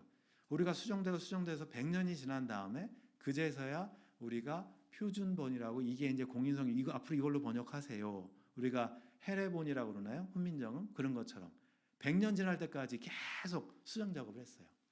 그리고 이거를 읽어야 이제 왕에 충성하는 거다. 그래서 흠정역이 사경이 됐고, 그 다음에 크롬웰 혁명할 때, 청교도 혁명할 때 제네바 성경책을 청교도 혁명군들이 읽고 있었거든요. 그거 들고 있으면 왕의 반역 세력이 되니까. 그래서 이게 읽혀졌고, 시간이 지나니까 점차로 제네바 성경은 모르셨잖아요. 전혀 그런 게 있었나. 필그림 파더들이 다 그냥 킹제임스 바이블 들고 오신 줄 알겠지만 절대 그렇지 않고, 지금은 이제 영국이 그 엘리자베스 여왕 시대 이후에 대영 제국이 되면서 해가 지지 않는 나라가 되니까 당연히 독점권은 왕궁이 갖고, 왕실이 갖고 있었어요. 그 다음부터 옥스포드하고 캠브리지에만 줬는데 다른 출판사에서는 성경을 출판을 못했어요. 왕실 이게 있어야 출판을 하지. 그러니까 전 세계에 결국은 킹제임스 버전만 퍼져나가는 거죠. 이런 역사가 또 있고요. 그리고 킹제임스 버전 말고 많이 읽힌 책은 우리가 아는 것처럼 철로 역정. 여러분들이 이제 우리 여기를 갈 거기 때문에 잔번연 목사님 만나러 가야 되기 때문에 잔번연 있는 1678년 이때 필그림스 파더 그 철로 역정 쓰신 잔번연 목사님이 썼는데, 이게 우리나라에는 이제 1895년 갑신정변 뭐 얼마 뒤에 게일이라는 선교사님이 철로역정이라고 저렇게 번역을 해서 성경책 다음 많이 읽힌 책을 우리가 철로역정이라고 부르죠. 저희들하고도 연관이 있어서 부르는데, 이 잔번연 목사님 생애를 이렇게 보면 제임스 1세 때 그 1세가 활동할 때 바로 뒤에 태어났어요. 그 아들이 찰스 1세가 왕할 때. 그러다가 크롬웰 혁명군에 가담을 해요. 자기도. 왜냐면 침례교 목사님 나중에 했으니까. 그리고 나서 찰스 2세로 다시 왕정 복구가 돼요. 그러니까 왕정 복구가 되니까 이제 침례교나 그런 성공회 아닌 사람들 엄청나게 핍박해서 감옥에 가고 12년 동안 감옥 가 있고, 그러면서 제임스 2세 때까지 엄청나게 옥고를 치르죠. 그리고 1688년에 명예혁명이라고 해서 그 이제 종교 갖고 싸우지 말자. 왕과 의회가 싸우지 말자. 의회 제도가 딱 영국에 성립되는 게 1688년이에요. 왕정이 폐지되면서.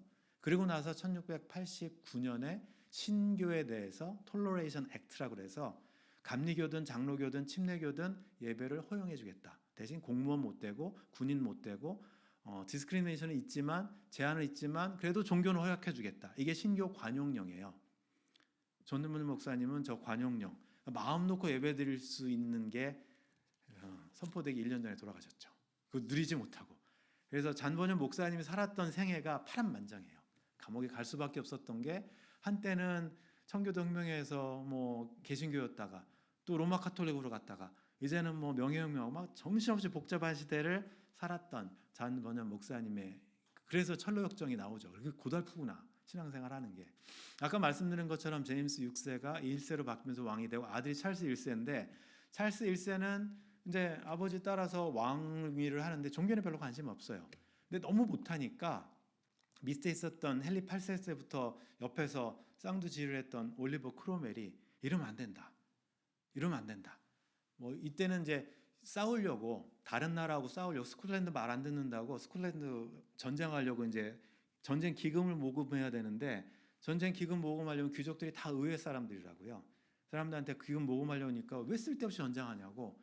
그래서 의회단이 모여서 왕당파하고 의회파하고 갈려서 전쟁한 게 청교도 혁명이에요. 근데 의회파 대부분이 청교도들이었어요. 교회를 더 깨끗하게 해야 된다. 올리버 크롬웰이 이제 앞장서서 이제 청교도 혁명을 해서 성공을 하죠. 단두대에서 죽이고 찰스 1세. 그래서 이제 기독교 성공에도 좀 더 개선할 수 있도록 해주고, 왜냐하면 청교도 혁명에 가담했던 사람들이 대부분 성공의 신자들이 아니에요. 왜냐하면 성공회는 왕당파니까. 그러니까 침례교 사람들, 그 다음에 여러 뭐 감리교나 장로교 이 사람들, 성공회에서 핍박받는 사람들이 청교도 군에 많이 가담해요. 올리버 크롬웰 시대 때는 침례교도 많이 오픈을 해줬죠. 그러면서 했는데 이 처절한 아들이 올리버 크롬웰이 나중에는 원래는 공화정을 했는데 나중엔 자기가 왕처럼 행동을 해요. 죽고 나니까 아들이 그 자리를 물려받았어요. 총리처럼. 근데 왕처럼 행동을 해요. 그러니까 그래서 옛날 왕제도가 더 낫다. 왕도 뿌리도 없는 사람이 왕하는 것보다는. 그래서 쳐내고 찰스 2세를 왕으로 왕정 복고를 시키죠. 찰스 2세가 또 여기서 막 이제 다시 로마 카톨릭 밑에서 큰 게 있거든요. 그런 거 하려는 그런 역사적인 시대가 이렇게 있었고, 그랬을 때 찰스 2세 뒤에 제임스 2세 때 더 로마 카톨릭 하려고 하니까 이래서는 안 되겠다. 그래서 명예혁명이 일어나면서 왕의 자리를 누가 데리고 오냐면 윌리엄 앤 메리가 있는데, 이게 이제 저쪽에 오렌지공이라고 그래서 저쪽에 암스테르담이니까 네덜란드인가요? 그쪽 그 왕과 같은 위치에 있는 사람이에요. 근데 자기 부인이 영국 황실의 핏줄을 갖고 있는 사람이거든요. 그래서 의회에서 이 사람을 정당하게 이제 왕 몰아내고, 이 사람이 여왕과 윌리엄이 영국을 다스리는 왕 대신, 왕은 영국의 상징적인 위치만 있게 하고 정치는 의회가 하는 걸로. 그게 명예혁명이에요. 프랑스에서는 대혁명에서 막 살벌하게 죽였잖아요. 그걸 영국 사람들이 보고 우리는 이렇게 하지 말자. 우리는 그냥 신사답게. 그래서 명예혁명으로 불려서 이렇게 바뀌죠. 이런 시대를 살았던 분이 잔 버년 목사님이고, 그러니까 윌리엄하고 메리가 그 다음에 이제 종교 허용령을 했는데 그걸 못 받죠. 잔 버년 목사님이 우리가 여러분들이 이제 저희들 만나게 되니까 철로역정 쓰면서 베드포드라는 데 저희 가요. 아마 그 고상훈 목사님 쓴 글에도 베드포드 가셔서 있었던 거, 이제 그림들. 제가 일부러 그 동네 그림 같은 걸 안 보여드려요. 여러분들 다음 주에 숙제하시면 유튜브 봐서 많이 보실 거고 직접 가서 보실 거기 때문에 그건 안 보여드리고, 가면 뭐 그 표지판도 있고 막 그럴 텐데, 땜장이었다가 책 2권 들고 이제 기독교를 알게 되고 베드포드라는 곳에서 침례 교육을 받고 그 교회에서 설교를 했다는 이유로 허가 없이, 영국 성공회가 아닌데 설교를 했다는 이유로, 아까 그 왕들 보셨죠? 감옥의 투옥 12년 동안 60년에서 72년까지 투옥. 거기서 책들을 쓰기 시작했고, 거기서 쓴 책이 철로역정이에요. 철로역정 보면 한 사람이 꿈을 꿔요. 동굴에서 시작이거든요. 동굴이 이제 감옥이고 자기가 꿈을 꾸면서 거기서 한 사람이 이렇게 크리스찬이라는 주인공이 이렇게 등장을 하죠. 그게 이제 철로역정이고, 철로역정은 성경책에 있는 구절이 그대로 짜집기 돼 있어요. 성경책 구절이 거의 대부분, 이야기는 별로 없고, 철로역정을 쓴 성도의 순례 여정의 길, 이렇게 쓴 게 이제 잔 버년 목사님 이야기가 있어서, 아마 여러분들이 잔 버년 목사님 이야기 읽으시면서 우리가 또 철로역정 한 번 더 다녀오신 다음에 읽으셔도 좋을 것 같고, 그러면 우리가 베드포드 갔을 때 좀 도움이 되지 않을까. 아무튼 사망하신 다음에 명예혁명이 그 해에 일어났고, 그 다음에 신교 관영령이 돼서 서명하는 거죠. 지금 둘이 이제 앞으로 감리교든 침례교든 장로교든 신교 갖고 있는 사람들, 성공회에서 아까 리미테이션 말고 그 위딘 안에서는 예배를 마음 놓고 드릴 수 있습니다. 그게 떨어진 거죠. 미국은 한참 뒤에 벌어져요. 미국은 저 신고 관용령이 어떻게 벌어지냐면, 실제는 영국에 있는 많은 사람들이 그 로마 카톨릭이 핍박을 받으니까, 성공회 밑에서 로마 카톨릭 핍박을 받으니까 미국으로 이민 갔거든요. 미국은 여기는 그나마 핍박이 덜해요. 그래서 여기에 와 있는 사람들이 청원서를 냈어요. 미국 정부에. 그 당시 13개주 있을 때. 영국에서는 자기들 식민이니까 상관없으니까, 미국에서의 관용령은 여기도 똑같은 톨러레이션 액트가 있는데 그거는 저거보다 좀 이르거든요. 뭐냐면 로마 카톨릭이 예배하는 걸 좀 허용해 줘라. 성공회 사람들한테. 미국에서의 허용령은 그런 거고, 영국에서의 허용령은 신교가 마음 놓고 예배하는 거에 대해서 종교의 자유를 허락해 준 거죠. 요게 좋은 것도 있고 나쁜 것도 있어요. 좋은 점은 마음 놓고 예배하는 거. 나쁜 점은 이제 그 전까지만 해도 침례교회 대부분 목사님들이 캠브리지 출신이에요. 가끔 옥스퍼드도 있고 저교회파들이니까. 근데 이제 대학 진학을 못 해요. 침례교를 선택하는 순간. 예배는 마음 놓고 드릴 수 있지만 공무원 될 수 없어요. 예배는 마음 놓고 드릴 수 있지만 공부는 못해요.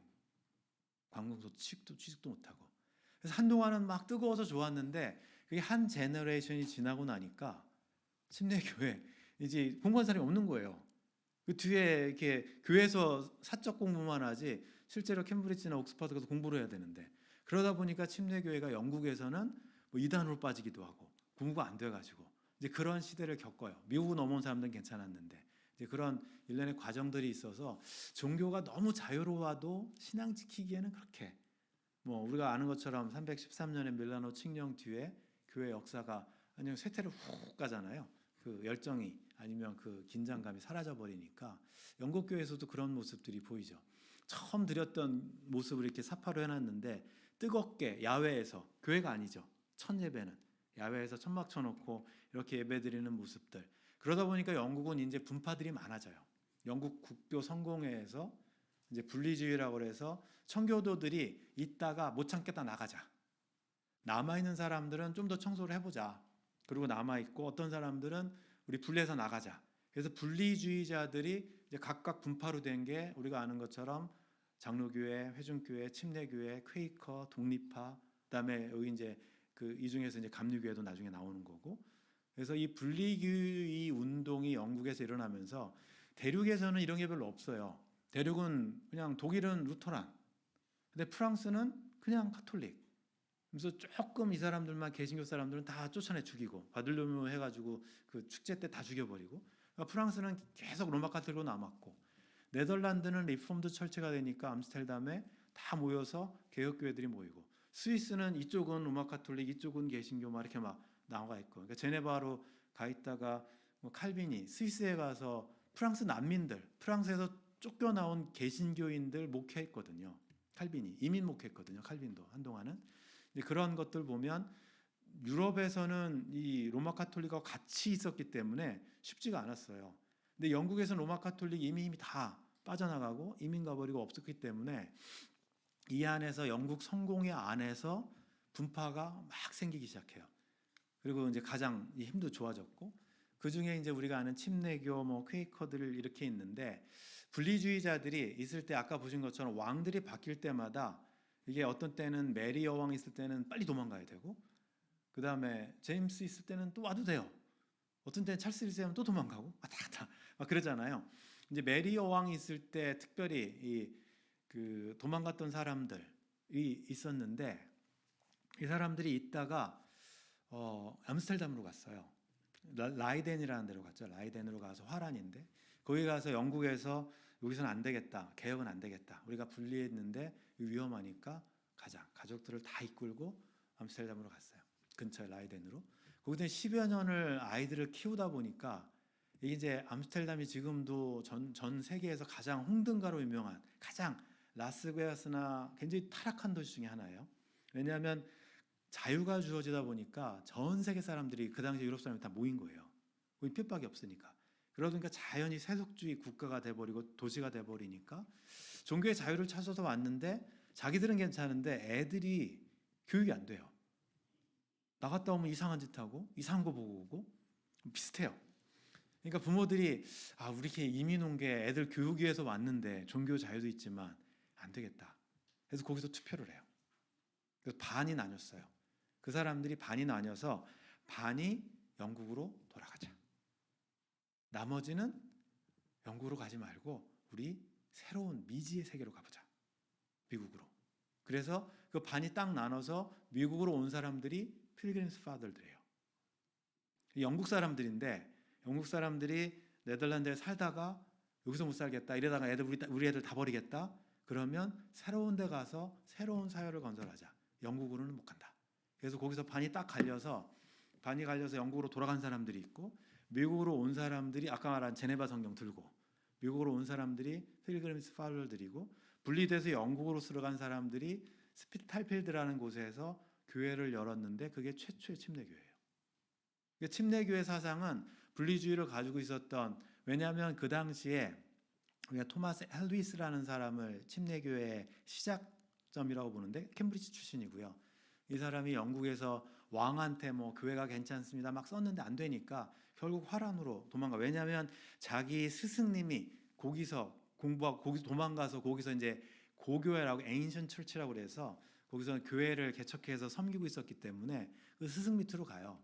스승 밑으로 피신해 있다가 거기서 이제 재침례파들과 접촉도 있고 대륙에 대한 공부도 하면서 거기서 침례에 대한 멤버십에 대한 침례교가 뭔지 그거를 이제 깨닫고 나서 처음으로 거기서 그 그룹들이 생겨요.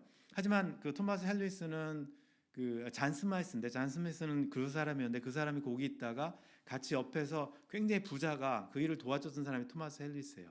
그래서 같이 이제 네덜란드 갔는데 잔 스미스가 그 어떻게 보면 좀 메노나이트 계열이나 아니면 그쪽에 조금 더 그 재침례파에 가담하고 싶어서 뭘 쓰고 막 그러는 걸 보고 거기서 조금 갈라서는 일이 생겨요. 그래서 잔 스미스가 처음에 최초에 침례를 하기 위해서 배우기 위해서 갔거든요. 그래서 갔다 와서 자기가 자기를 셀프 침례를 해요. 셀프 어퓨전이라고 부르는데 스스로 침례를 하고 그다음에 옆에 있는 친구 토마스 헬리스한테 침례를 줘요.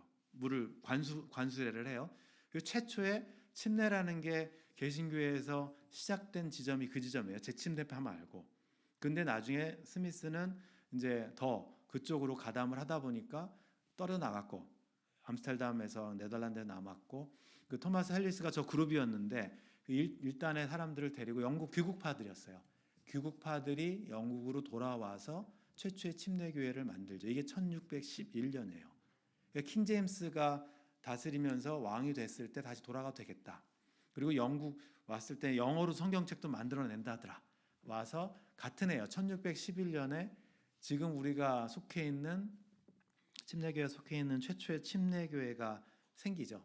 그래서 이 가운데서 이제 여러 침례교회들이 생기게 되는 거니까 재밌는 것은 이제 분리주의 교회 했던 사람들이 반에 돌아가서 영국으로 가서 침례교회가 되고 근데 반은 미국에 와서 우리가 아는 것처럼 여러분들 뭐 저희 가시면 보스턴 근처 가시면 플리머스 가시면 이렇게 돌도 있고요.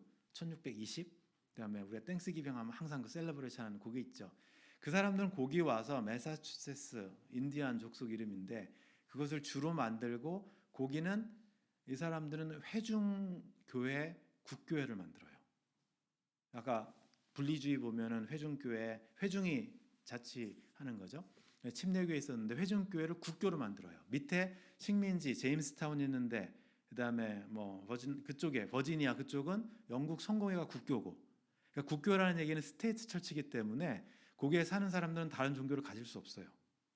그러니까 만약에 버지니아로 가면 성공회 가야 돼요. 부스턴 가면 회중교회 다녀야 돼요. 거기서 로마 카톨릭 가면 쫓겨나요. 영국 청무 13개 식민지가 남과 북이 갈려 있어요. 위에는 필라델피아만 그냥 윌리엄 펜이 왕한테 아버지가 돈 많이 줘는 바람에 돈 대신 땅을 받는 바람에 필라델피아는 너네 마음대로 해. 자유 줄게. 그래서 거기는 종교의 자유가 있었고 그래서 메이플라워가 내린 곳이 플리머스가 매사추세츠거든요.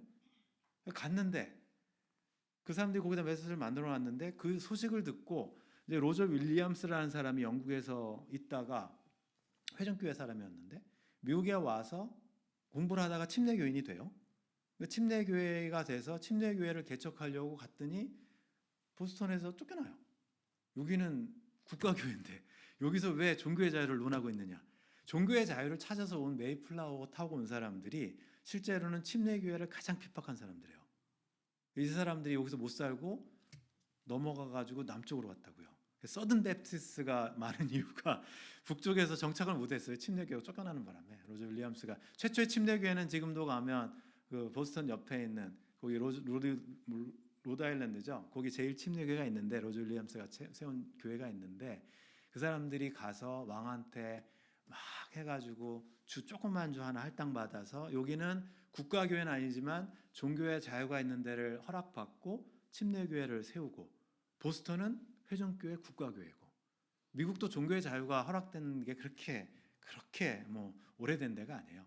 처음에는 식민지 있을 때는 종교 자유가 없었죠. 아무튼 그래서 이 분리주의 운동하고 우리 침례교회하고는 굉장히 많은 연관성이 있고 같은 계열이지만 미국에 와서는 조금 또 이렇게 차등이 있었다고 말씀드리고 메이플라워 타고 가신 분들 가서 보면 같은 밥 먹었을 텐데 누구는 침례교인이 되고 영국 가서 누구는 미국 가서 청교도가 돼서 메이플라워가 필그림스 파더가 됐구나.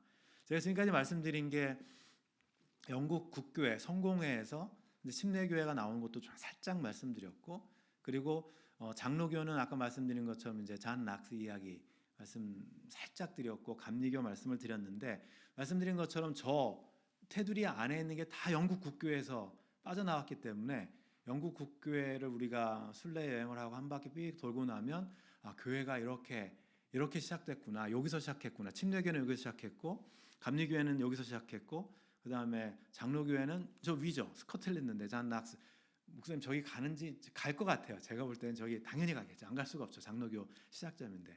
잔 락스는 칼빈한테 아까 말씀드린 것처럼 교육받았고요. 가서 스코틀랜드에다가 이제 교회를 개척하면서 제1호 장로교회라고 부를 수 있죠. 근데 스코틀랜드에도 국민교회라는 게 있고 자유교회라는 게 있어요. 장로교회 안에. 국민교회가 국가교회처럼 돼 있는 거는 그냥 장로교회고요.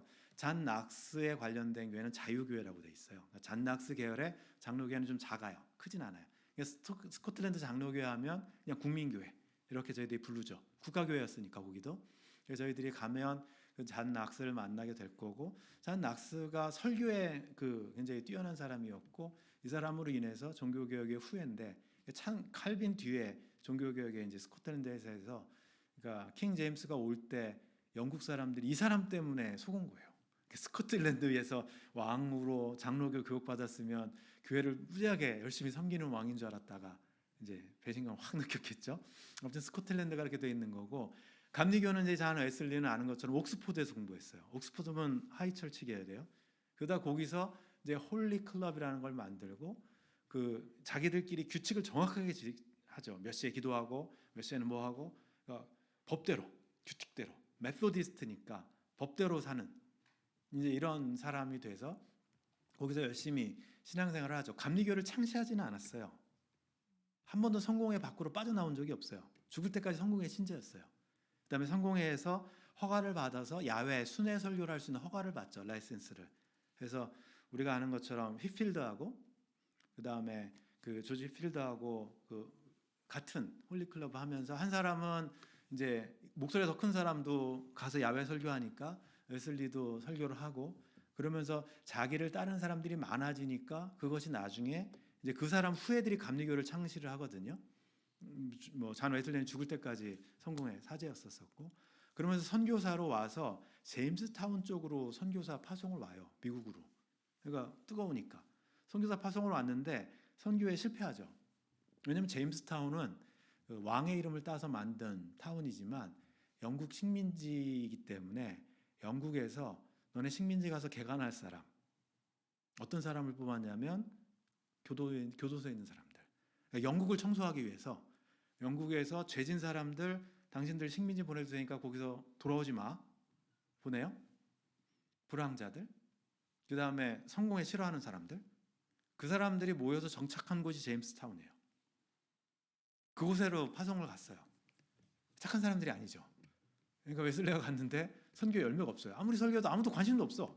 이 사람들은 요즘 자유를 찾아서 와서 이제 한 불황자들인데, 그래서 거기서 이제 낙심을 하고 배를 타고 실패하고 귀국길에 올랐는데, 아시는 것처럼 배가 풍랑을 만나죠. 근데 풍랑 만났는데 자기는 죽을 것 같아서 막 두려워하고 있는데, 어떤 사람들은 죽음 앞에서 찬송을 부르는 소리를 듣죠. 모라비아는 이미 진젠도르프로 인해서 쫙 선교사들이 많았으니까 배 타고 오면서 죽음도 두려워하지 않고 그 사람들을 보면서 이 잔 웨슬리가 나중에 찾아가요. 모라비안들을. 도대체 어떤 연유에 당신들은 이렇게, 그러면서 또 그 교회 경험도 하고 회심의 경험을, 뜨거운 경험을 하고 나서 그때부터 이제 웨슬리가 확 바뀌죠. 우리가 아는 이제 웨슬리안이라는 그런 교리와 비슷하게 뜨거운 회심, 그런 경험을 하고 관리를 위해서 속이라는 걸 만들어서 감리사들이 돌아다니면서 순회 설교하게 만들고 조직화시키고, 그걸 굉장히 잘했어요. 이제 그런 사람이 됐죠. 그래서 평신도 사역, 부흥운동, 소그룹 운동, 우리가 아는 지금 셀의 전신이기도 한데 구역의 전신이기도 하고, 속이라는 걸 처음으로 개발해서, 왜냐하면 성공회라는 국가교회가 아니니까 밖에 빠져나와서 시골에서 순회 설교사들이 교회를 조직해야 되니까 이제 그런 모습들이 있어서, 그래서 거룩함에 대한 자기 홀리클럽 했던 것처럼 그런 걸 가르쳤던 사람이고요. 감리교회 시작이고, 침례교의 대명사는 우리가 아는 스펄전 목사님이고요. 17살 때 어떤 시골교회 목사님이 됐는데 런던의 뉴폴 스트리트 교회라는 굉장히 오래된 역사 깊은 교회에서 담임 목사님 청빙을 위해서 16살짜리 시골교회 목사님이 설교하는 걸 파송을 보내서 듣게 해요. 그리고 투표해서 뽑아요. 이 사람은 무학이죠. 16살에 무슨 대학을 옥스퍼드를 나왔겠어요. 캠브리지를 나왔겠어요. 근데 설교를 너무 잘해요. 혼자 스스로 독학으로. 그래서 저 오래된 굉장히 유명한 교회예요. 저 교회는 유명한 목사님들이 나왔던 교회인데 그 교회에서 지금으로 치면 이제 안수 집사님이나 장로님들이 가서 16살짜리를 담임 목사님으로 데리고 와요. 근데 와서 교회를 하는데 사람들이 때로 몰려오죠. 설교를 너무 잘하니까. 지금 이제 설교가 3,500편이 넘는 게 박물관에 소장이 되어 있는데 그래서 교회를 짓죠. 침례교회 목사님이세요. 침례교회 목사님으로 가장 유명한 목사님이기도 하고 메트로폴리탄 태버네클이라는 6천석. 왜 6천석이 됐냐면 그 당시는 마이크 시설이 없기 때문에 사람의 목소리로 전달될 수 있는 최대 인원, 수용 인원에 맞춰서 건물을 짓죠. 건물 짓다가 불도 나고요. 많은 그런 어려움이 있었지만 건물을 짓죠. 이게 이제 건물 조감도고 이 모습이 여러분들이 가시면 런던에 있어요. 런던에. 저는 런던을 갔지만 여기는 또 안 갔죠. 다른 데 이제 정신이 팔려서 근위병들 교대하는 것도 봐야 되고 시계탑도 봐야 되고 피가드리 광장 가서 그런 게 할 게 많잖아요. 영국 가면. 그러다 보니까 이제 저런 데는 안 가죠. 저는 그때는 로마 가서도 중요한 데는 안 갔으니까. 지금은 갈 건데 당연히 가겠죠. 이번에 코스에 제가 기대하고 있는데 이 모습 그대로예요. 교회가. 그림 그대로 교회로 돼 있고 교회 가면 옆에 딱 붙여놓죠. 우리는 스펄전, 베프티스트 철치 스펄전 이름 딱 붙여놓고 여러분들이 저 안에 들어가고 아마 저희가 인사이드도 보여주시면 들어가서 저는 사진으로는 봤지만 아직 직접으로는 못 봤기 때문에 여러분들이 보실 수 있는 기회도 있지 않을까라는 생각이 드네요. 그 침례교회 목사님 스펄전 목사님 다음으로 또 유명한 목사님 그 전 목사님이지만 저희들하고 연관이 있는 목사님은 그 윌리엄 캐리 인도 선교사님으로 중요한 말을 했던 그러니까 선교사도 영국 출신이고요. 근대 선교의 아버지라고 부르죠. 1792년에 그 인콜이라는 아주 짧은 여러분들이 퍼스펙티브 책을 읽으셨으면 거기 있는 건데 구두장이 하면서 세계 선교 역사를 혼자 다 공부하고 아시아에는 기독교인이 몇 명일 것 같고 아프리카는 몇 명일 것 같고 그걸 혼자 조사를 다 했어요. 구두장이 하는 사람이. 그러니까 책을 쓴 게 인콜이고 그렇게 조사를 다 했으면 자네가 가게. 그래가지고 이제 선교사로 나간 사람이 윌리엄 캐리인데 너무나 유명한 윌리엄 캐리 선교의 시작점 그리고 선교를 너무나도 많이 보냈던 영국 교회. 우리나라하고는 우리가 아는 것처럼 토마스 선교사님이 왔던 하노버 교회가 지금도 가면 저런 모습이 있고요. 지금 제가 알기로 예전 신문에는 목회자가 없어서 10몇 명 남아서 한국에 있는 한 목사님이 가서 섬긴다는 이야기를 듣는데 아직도 섬기고 계신지는 모르겠어요. 한국 목사님, 감리교 목사님인가 가셔서 저 교회를 섬기신다는 얘기를 제가 들었는데 하노버 교회에서 저기 아버지 목사님, 할아버지부터 있었던 교회 아버지 목사님 묘비도 있는데 우리가 아는 것처럼 토마스 선교사님이 한국 대동강에서 이렇게 와서 이제 최초의 선교사님으로 돼 있는 거고 여기 있는 종을 가져오겠다고 한국에 있는 모 교회에서 거금을 아무튼 아시는 분은 아시겠지만 그래서 의미가 있는지는 모르겠지만 그 종이 우리나라 오면 영험한지는 잘 모르겠어요. 왜 그걸 갖고 와야 되는지. 아무튼 그런 일도 해프닝도 있었고 토마스 선교사님 우리나라의 최초의 선교사님 보낸 나라도 영국. 여러분들이 가장 많이 읽는 성경책도 영국. 선교의 시작점도 영국. 침례교의 시작도 영국. 감리교 시작도 영국. 영국 교회가 한 일이 굉장히 많죠. 세계 역사에. 영국 교회는 지금은 이제 19세기 지나고 20세기 되면서 침례교가 일반 침례교회, 특수 침례교에 있다가 지금은 베프티스트 유니언이라고 하나로 그냥 브리티시 베프티스트 유니언이라고 침례교는 하나 묶여져 있어요. 그래서 지금은 이렇게 돼 있고 지금 나중엔 대학 입학도 가능하고요. 지금 공부 많이들 하시고 지금 그건 다 풀려 있는 상태고 좀 이제 안타까운 얘기는 이제 제가 시간이 딱 돼서 이제 마치려고 하는데 3분 안에 마칠 텐데 영국 교회사를 이렇게 여러분들이 보시면서 야 영국 교회 좀 대단하다. 왕이 바꿨지만 세계 역사에 선교사나 성경책이나 엄청난 임팩트를 많이 한 교회. 1983년도에 그 BSA라는 설베이 단체에서 영국 사람들한테 설문조사를 했어요. 했더니 66%를 크리스찬이라고 자기들이 디클레어를 했어요. 그러니까 10명 중에 7명은 크리스찬이다. 2018년도에 동일한 조사를 했을 때 38%가 크리스찬이라고 이야기를 했어요. 10명 중에 4명. 근데 주말교회 출석하는 퍼센트가 5%예요. 지금 현재. 100명 중에 5명. 10명으로는 어떻게 카운트가 안 돼. 0.5를 못 나누니까 100명 중에 5명이 주말 출석을 해요. 18살에서 24살까지 국교회 기준으로, 성교회 기준으로 출석하는 퍼센트가 1%예요. 저희들이 2% 미만이면 미전도 종족이라고 부르죠. 영국에서 영국 성공회 기준으로 18살에서 24살은 미전도 종족이에요. 제가 역사를 통해서 배우는 게 하나님 나라라고 이야기하죠. 많은 학자들이 한국 교회를 진단하면서 제2의 영국 교회가 될 가능성이 가장 크다라고 이야기를 해요. 지금 우리의 모습이, 한국의 모습이 미국에 있는 모습이 그렇기 때문에 저희들이 영국 교회 역사 제가 이제 간단하게 1시간 반밖에 시간이 없어서 간단하게 말씀드리지만 굉장히 번영했던 영국, 대영 제국이 무너지면서 2차 세계대전 뒤에 탁 자립하면서 지금은 쪼그라들었잖아요. 그다음에 브렉시트라 해서 떨어져 나가고 역사를 보면서 영국이 이렇게 쪼그라들면서 더불어서 희한하게도 기독교의 영향력과 그게 완전히 쪼그라들었어요. 성공에는. 근데 반대로 오순절 교단은 엄청나게 부흥하고 있어요. 영국에서. 신기한 거죠. 그래서 막 한국에 있는 교회 분들이 야, 영국 교회 가면 뭐 술집으로 팔렸다, 뭐 코프집 됐다, 무슨 뭐 게이 클럽 됐다, 막 그렇게 이야기하면서 걱정하는데 그거는 성공의 이야기고요. 실제로 오순절 계통의 교회들은 엄청나게 부흥하고 있어요. 복음주의 교회 계열들도 그렇고. 뭐가 말해주는 건가? 영국 교회가 과연 죽었나? 아니면 여전히 희망이 있나? 왜냐하면 영국 교회를 봐야 그 제2의 영국 교회가 될지도 모르는 한국 교회들이 반면 교사로 삼을 수 있기 때문에. 그래서 저는 이번에 이제 영국 교회 순례를 가겠지만 그거 말고도 영국 교회는 관심이 여전히 있어요. 왜냐하면 우리 앞에서 지나간 어떻게 보면 이정표처럼 그렇게 보여주기 때문이죠. 지금 한국 교회 선교 열심히 보내고 영국 교회도 한때 선교사 가장 많이 보냈어요.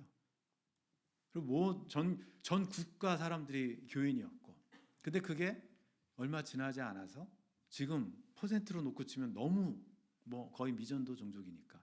레슬리 뉴비긴이 왜 그런 교회론을 쓰고 그다음에 우리가 아는 그런 뭐 미셔널 철치라는 개념을 이야기하고 돌아가 보니까 영국이 선교지거든요. 이게 저희들에도 멀지 않은 시간이 될 수 있다는 그런 경각심을 가지고 이제 그런 눈으로도 한 번씩 여러분들이 영국 교회도 탐방하시고 오시면 그러면 좋은 시간이 되실 것 같습니다. 저는 여기까지 말씀드리겠습니다. 감사합니다.